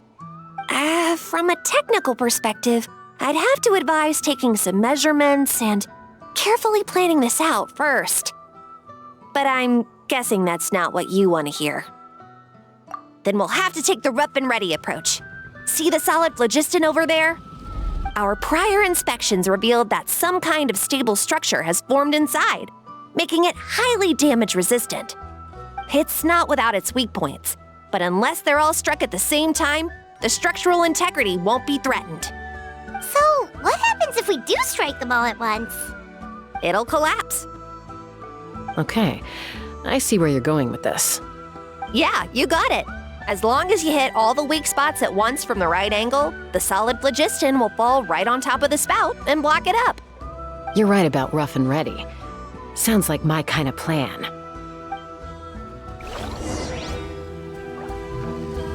Take me up!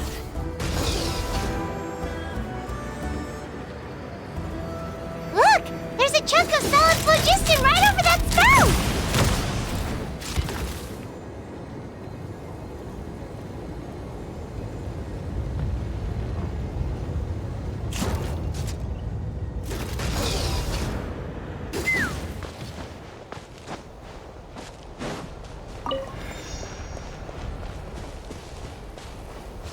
Clothesline!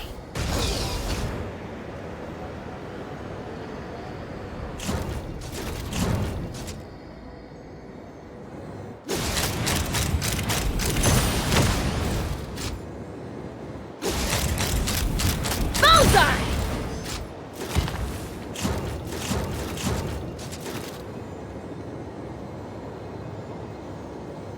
Yeah!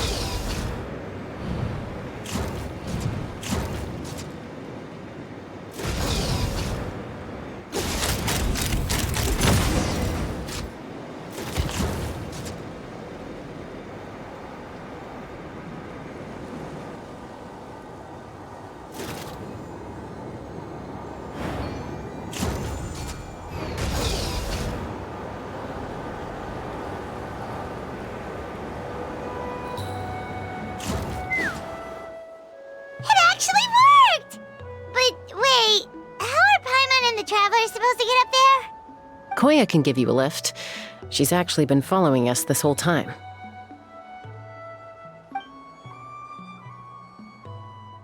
Wow, Paimon didn't notice at all. Well, probably because she didn't want to get too close to humans. Or maybe just me. But right now, we need her power.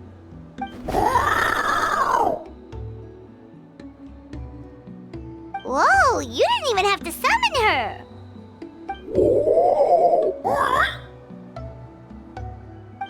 Yes, up there. That's probably where Chime is. All right, let's go have a little talk with this T'Pol.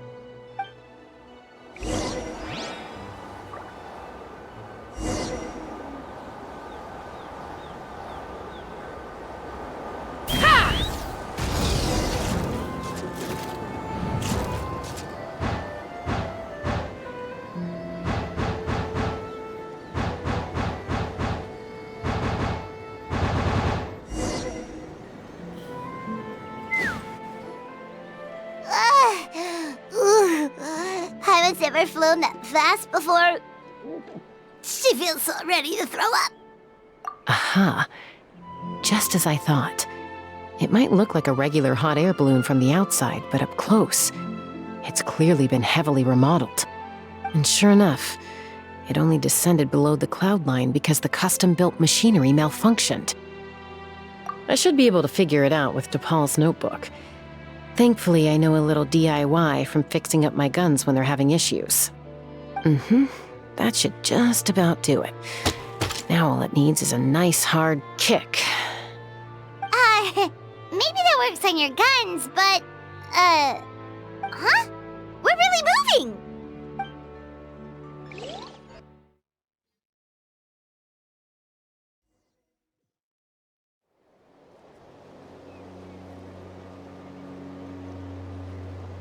Here it is! The workshop in the sky! Oh, you gotta see it to believe it. Makes you wonder why T'Pol even bothers with phlogiston wings when he has tech like this. Well, according to the notebook, the platform beneath us runs on components from the Cinder City. Those can't be mass-produced. Also, I have some doubts about its mobility after seeing how it moved just now. For someone like T'Pol who dreams of flying freely, this definitely doesn't cut it. But if he's got that relic, he should be able to make a set of prototype wings for himself, right? Why bother making a whole flying workshop so he can mass-produce them? But this doesn't add up. If he's already achieved the power of flight, then he must have bigger dreams we don't know about. But what? With any luck, we'll find the answers in his workshop.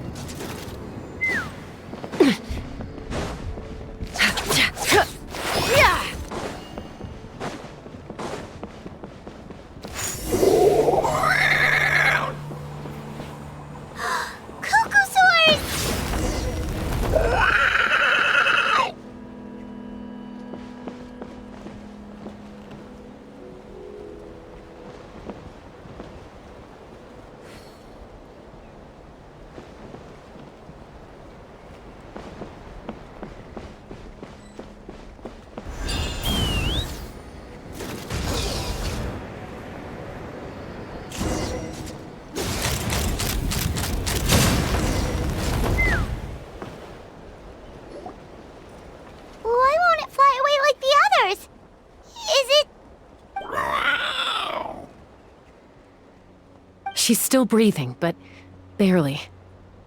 By the looks of it, T'Pol was using these cages to extract phlogiston from the Kukasaurs.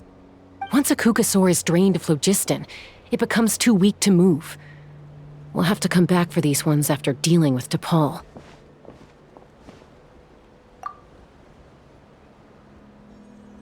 Let me see. Looks like a record of his phlogiston research. Log number 330.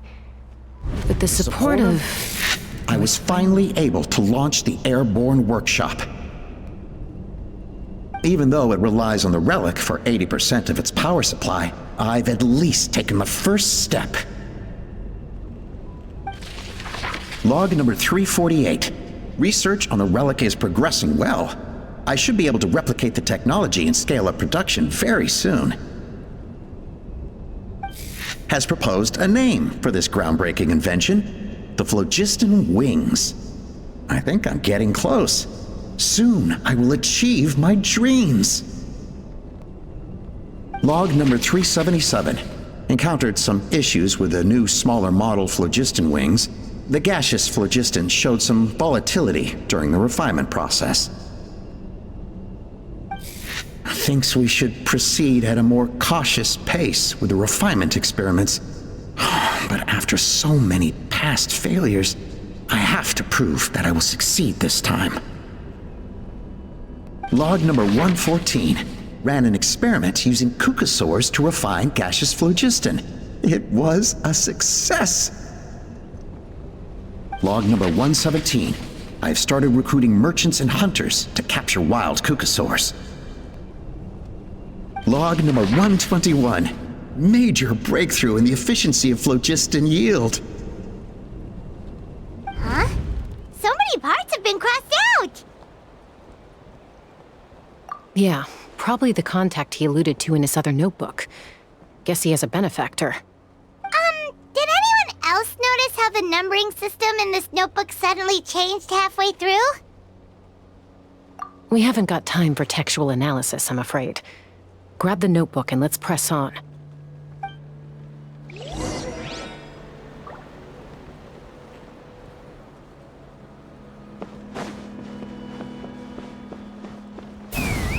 Huh. Never seen one of these before. Looks like this was built with the Cinder City components, too. You're not thinking of giving it a nice hard kick, are you? Whoa! What's that mechanism doing? It's asking for a nice hard kick where it hurts. Aim for the weak spot.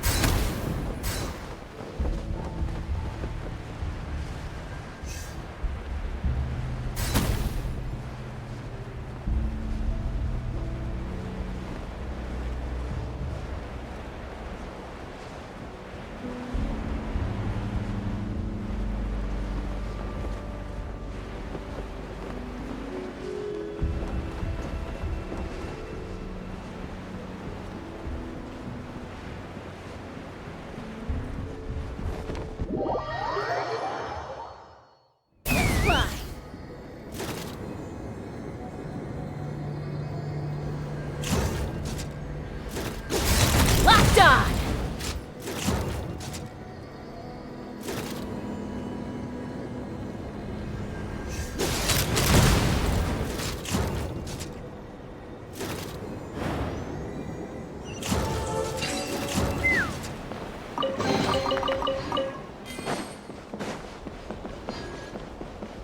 Take me up! What are they doing here? It's T'Pol's henchman. He must have brought them here using the relic in his prototype wings. Watch out! Open fire! Open fire! Into the wind!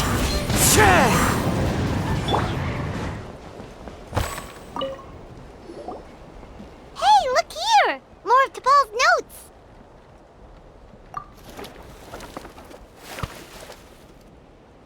Log number 403. Introduce me to some new comrades who fully support my ideas. I told them that some Saurians are blessed with wings, and some people with natural gifts, while the less fortunate among us can only look on longingly as they seize the skies. But I also told them that progress can erase individual differences. Think of the tools humanity has made to fight back against wild beasts. The law we have put in place to even the playing field between the strong and the weak. I promised them that our research will be the new frontier of human progress. With our phlogiston wings, the power of flight will no longer be for a select few to enjoy. Imagine a world where the skies are for all to share. I only hope that when we finally achieve this goal, we'll be proud of me. Imagine a world where the skies are for all to share. Yes, what a wonderful world that would be. If only it were possible. We could respond but to Paul, what about the Saurians you're draining dry of phlogiston? You're not sharing the sky, you're stealing it. Bad move. I won't let you get away with it.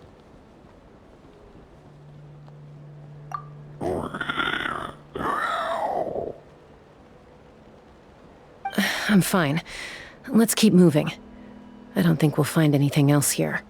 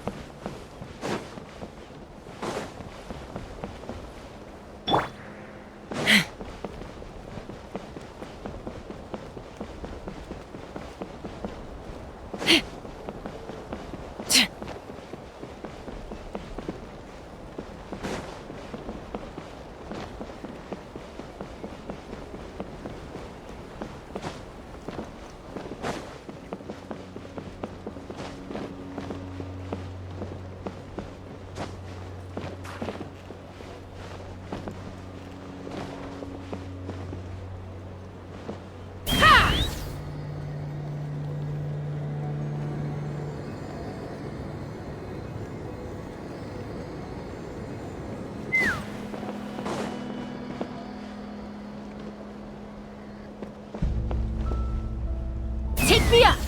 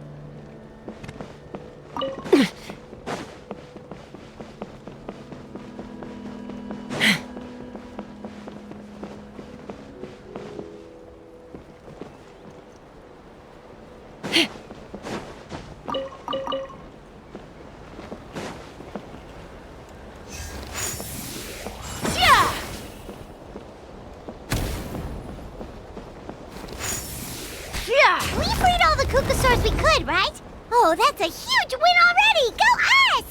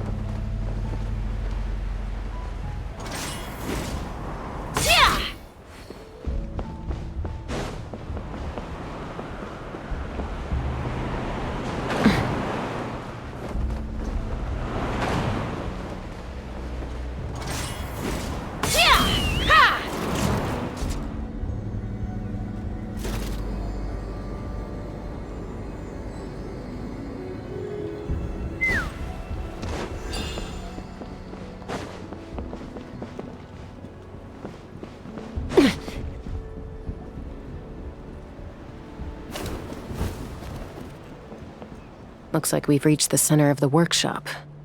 And still no sign of Koya's baby.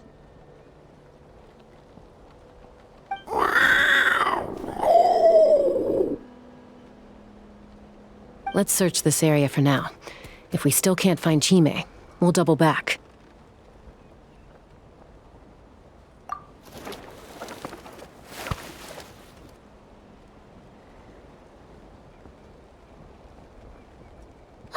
Chasca, Traveler, come quick!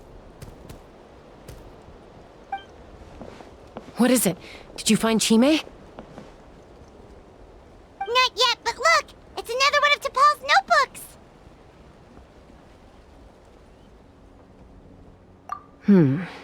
Alright.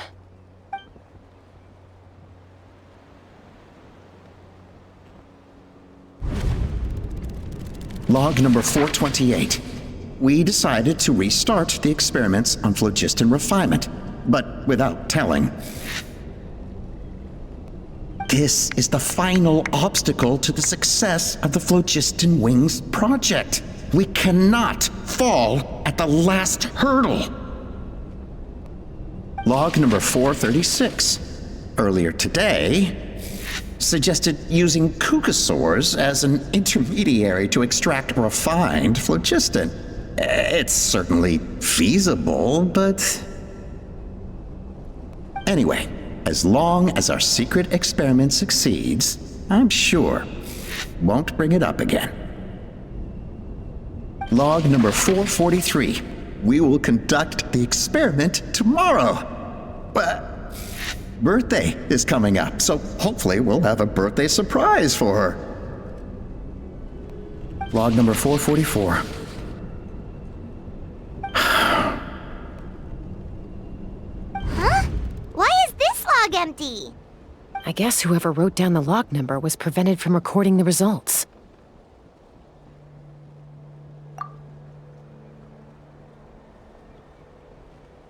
Log number 0. We lost many comrades in the accident. Among them are friends, lovers, and children.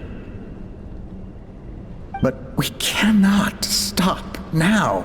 We will keep their legacy alive and carry their dreams forward.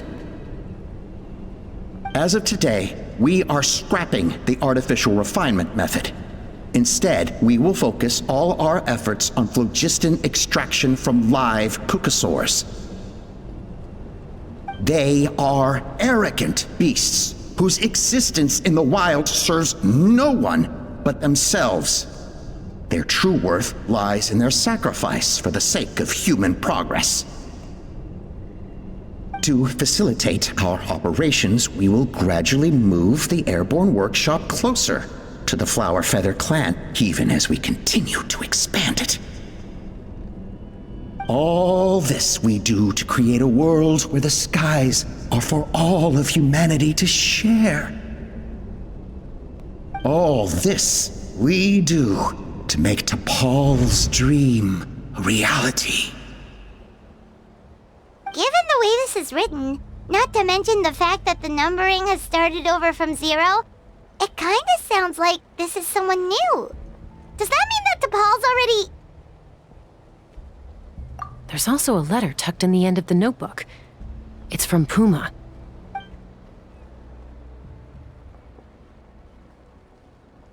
T'Pol, I don't know where you are right now, so I don't know how to reach you. My best bet is to send this letter to the Flower Feather clan. Your father is gravely ill. Oh, I know we've had our differences in the past, but he is still your father. Won't you come and visit him? Please. I know you never liked him and cared even less for me. All you ever yearned for is the sky. And your birth mother. But we'll still be waiting here for you if you do come back. This may be the last chance you'll get to see your father. So Puma's not T'Pol's real mom? Huh. Well, she did say he never called her mom, but I'm gonna assume she was just venting.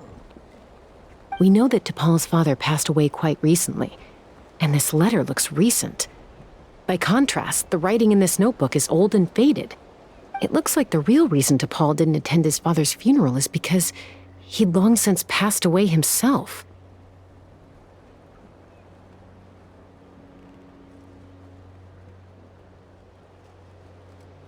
If we ask ourselves why this letter was sent to the Flowerfeather clan, why T'Pol always yearned for the sky, and how he got his hands on a relic from the Cinder City, it all points to one answer. That's right. T'Pol was my child. He was born during my days as a wingless wanderer. His birth gave me new hope. I wanted to become the kind of mother who spent her days as a valiant rider, soaring the skies. Not an aimless, wingless nobody. But his father wanted to settle down, to give his child a safe, sheltered life in his tribe.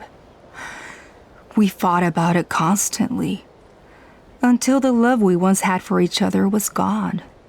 He started a new family, with another traveler who was also looking to return home. And I went back to the Flowerfeather clan, alone. Oppa? I had no idea that despite being raised among the children of echoes, my child still harbored dreams of the skies. Can you imagine, Chasca? The joy and surprise I felt when he showed up at my door, asking to join the flying trials. Or how proud I was when he said he wanted to prove his own worth, rather than relying on my position as elder. And then the anguish that overcame me when he was rejected by the Cucusaurs and became wingless, just as I had after my injury. You've got a lot of nerve showing your face here. Don't take this the wrong way, Chasca. I'm not here for a fight. I just want to talk. Isn't that your preferred way to resolve things? I trust you've learned of T'Pol's wish on your way here. A world where the skies are for all of humanity to share. If only his dream can be realized, no one will ever have to lose their wings again. Our aerial prowess will be greater than ever before. War will never again come at such a great cost.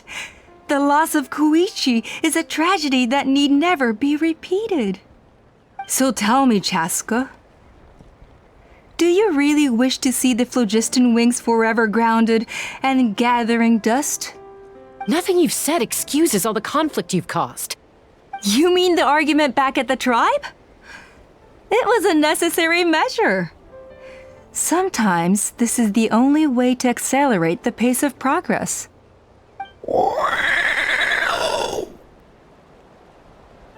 Is a mother harming her children when she coaxes them into swallowing a bitter pill? Of course not. It is a brief moment of suffering for the greater good, and the child would come to understand this in due course.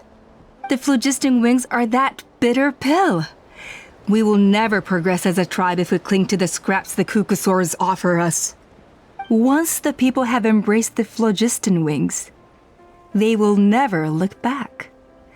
Even if they learn how the refined phlogiston is sourced. They will convince themselves that the sacrifice of a few Cucusaurs is a small price to pay for our dominion over the skies. But this I had not anticipated.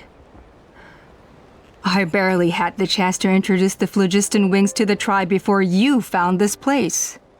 Your plan was hardly foolproof. Yet, it can still be salvaged.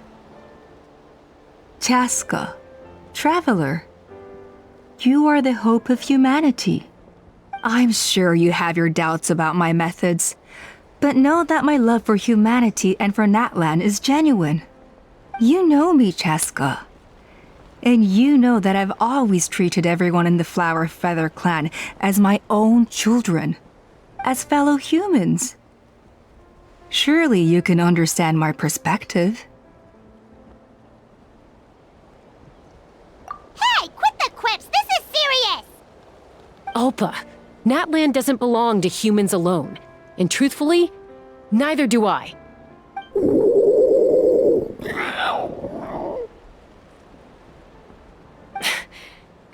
times has the Abyss invaded Natlan now? And yet despite how much stronger it is than us, Natlan still stands as a nation of humans and Saurians. Peace imposed by force will crumble in a matter of days, because social bonds are what hold a civilization together. Weren't you the one that taught me that? And yet you would break the bond we share with our Saurian companions to take more power for ourselves? That's as stupid as hacking your own arm off to use it as a club. They are wild beasts, driven purely by instinct. How could they possibly understand human social bonds? Ugh, how did someone like her ever become a writer?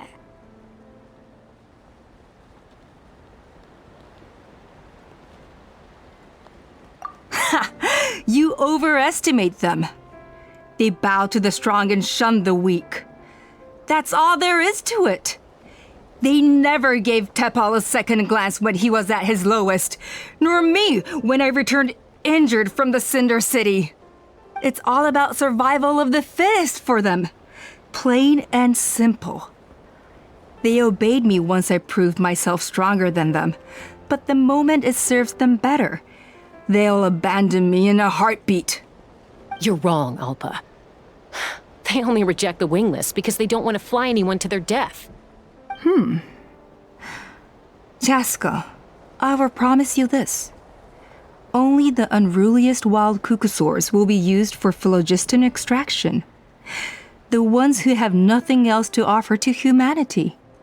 Well, that's too bad, because I know a few unruly wild cucosaurs who don't think that idea is gonna fly. Namely my mom, my sister, and me. And the others? To us, they're friends, family, even children. So if you want to put any of them in one of your cages, you're gonna have to go through us. Is that right? I knew you might be difficult to convince. Maybe this will change your mind.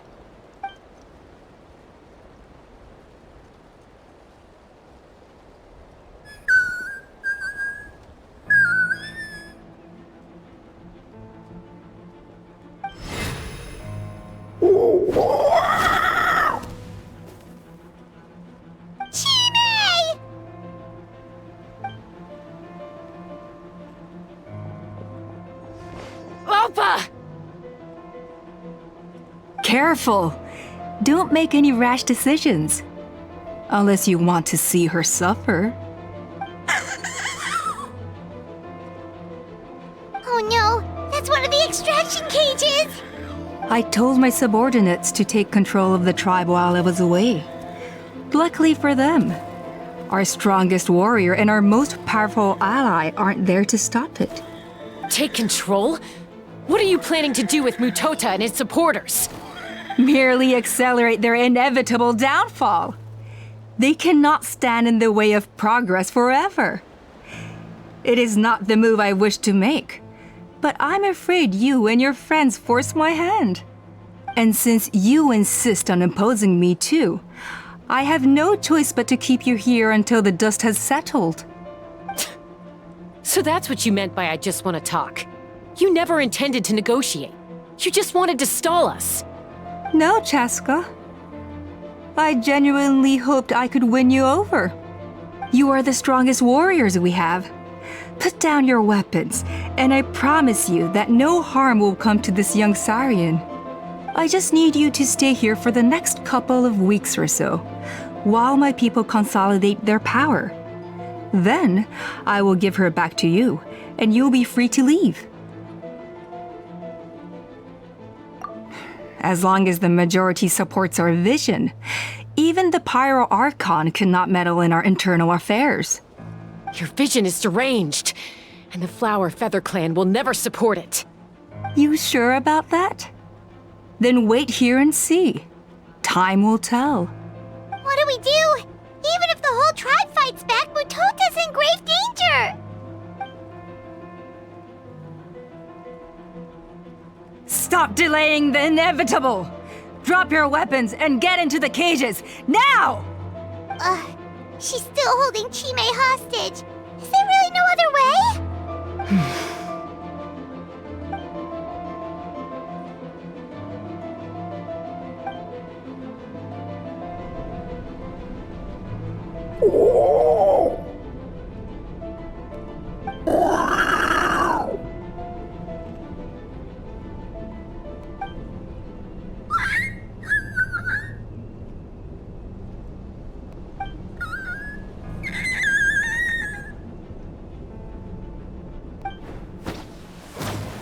Koya? Huh? What are you yapping about? Stand down. Drop your weapons, now! This instant! Ah! Ah! No! The relic!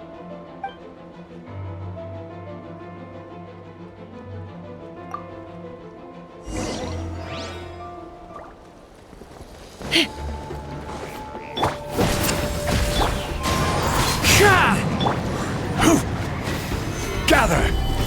Take me up! Give up, Alpa. We're negotiating my way now, and this ain't your strong suit. Just shut up! Ah! Hey, something's up with this relic!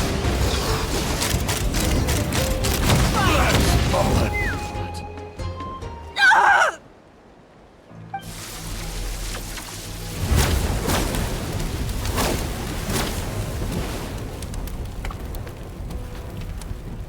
No! What is she doing? She'll bring us all down with her!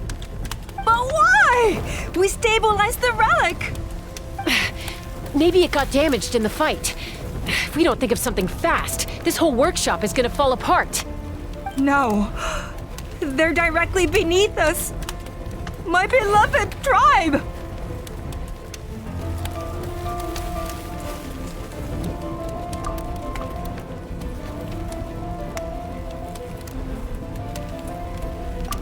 Okay,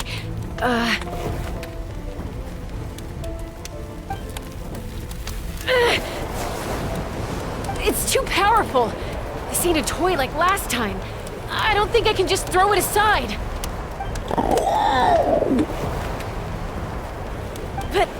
But we need to get it far away before it explodes. Then the tribe will be safe, and so will this workshop. Koya, remember when we were kids? Come on, let's take this thing high up into the sky.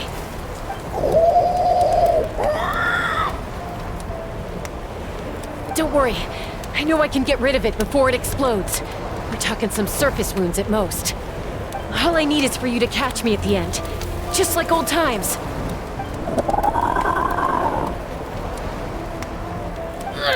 I can't hold it back anymore. We have to go. Don't be insane! Alpa! What are you... You're a fool, Chasca! Why would you choose such a risky solution? We cannot entrust the safety of our tribe to this wild Saurian! I'm the fool. You really think you can stand a better chance than me? Sure, it may be asking too much for an ex-wingless to escape the blast radius in time. But I can fly it a safe distance away, even if it's the last thing I do.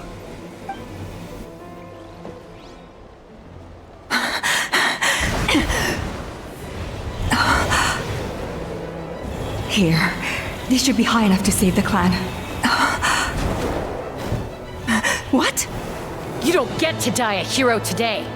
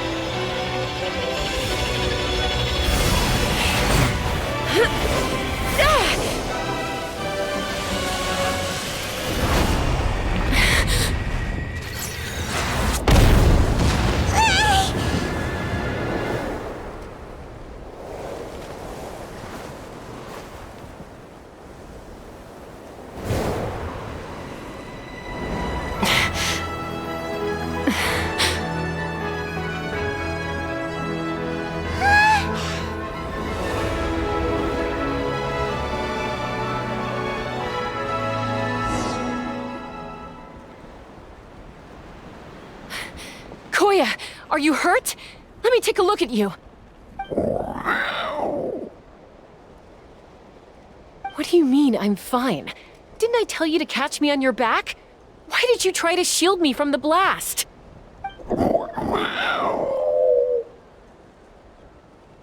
Accident? Yeah, right. Seriously, you're as stubborn as ever. Chasca! Koya! How are things looking here?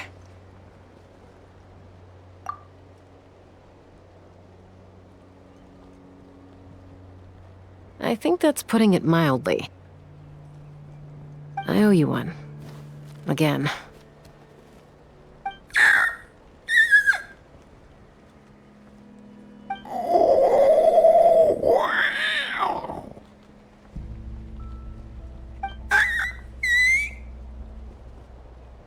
Oh, but be honest.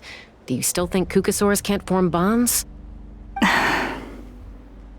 Mom, I'll figure out the refinement problem. I'll find a way. You don't need to worry about it. I just need some more time. That's all I ask. Please just trust me. Just this once.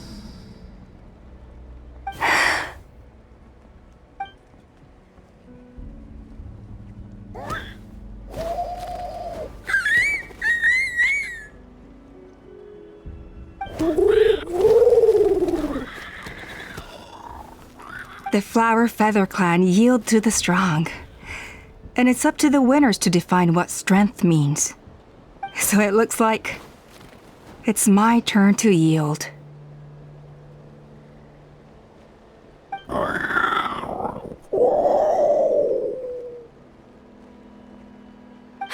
Koya! Koya!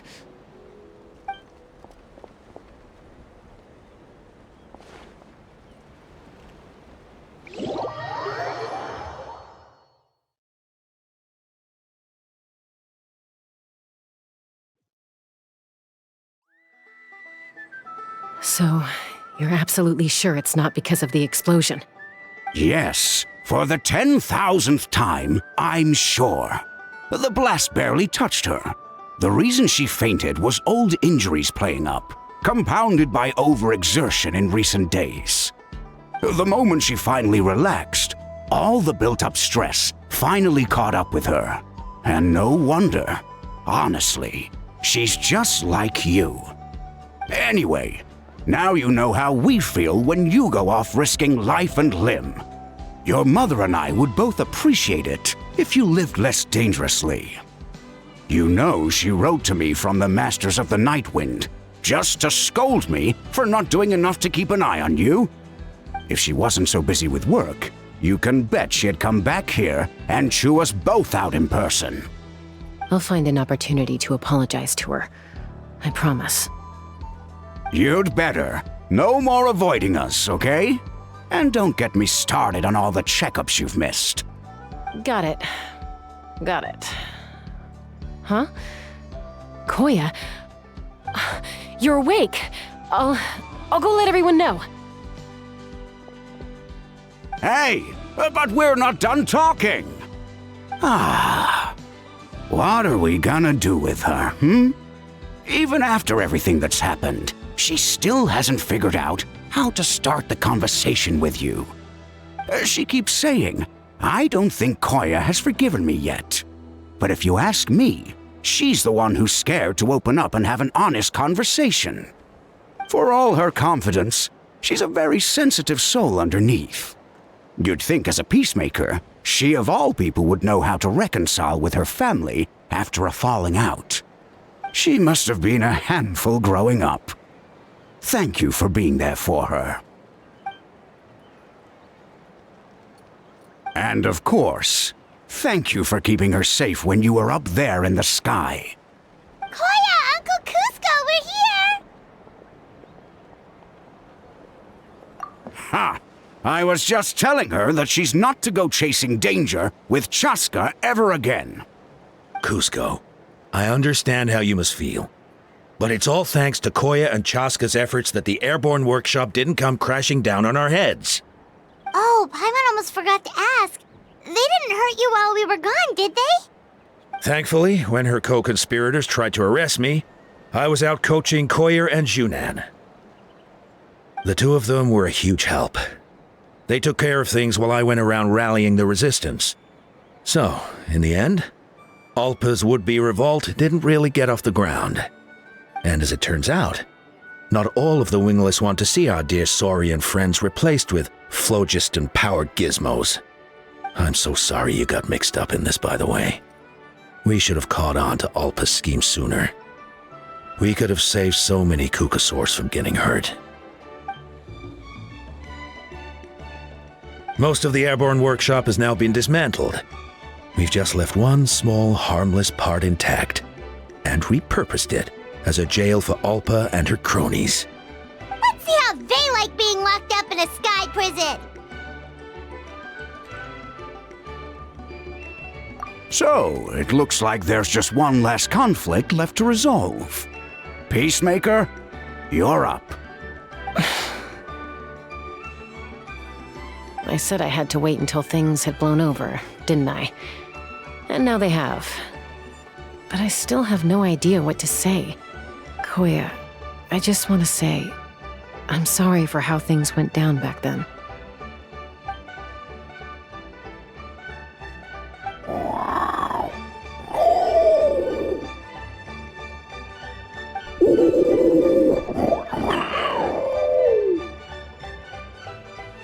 Huh? Does this mean you're not mad at me anymore?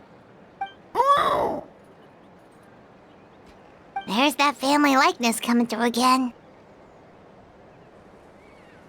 But that day, when we ran into each other.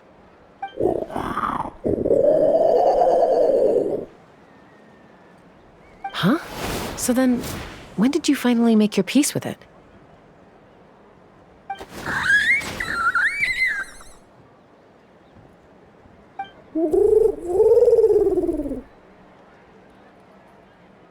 Oh, it's Chime and Chimpu! They're here too!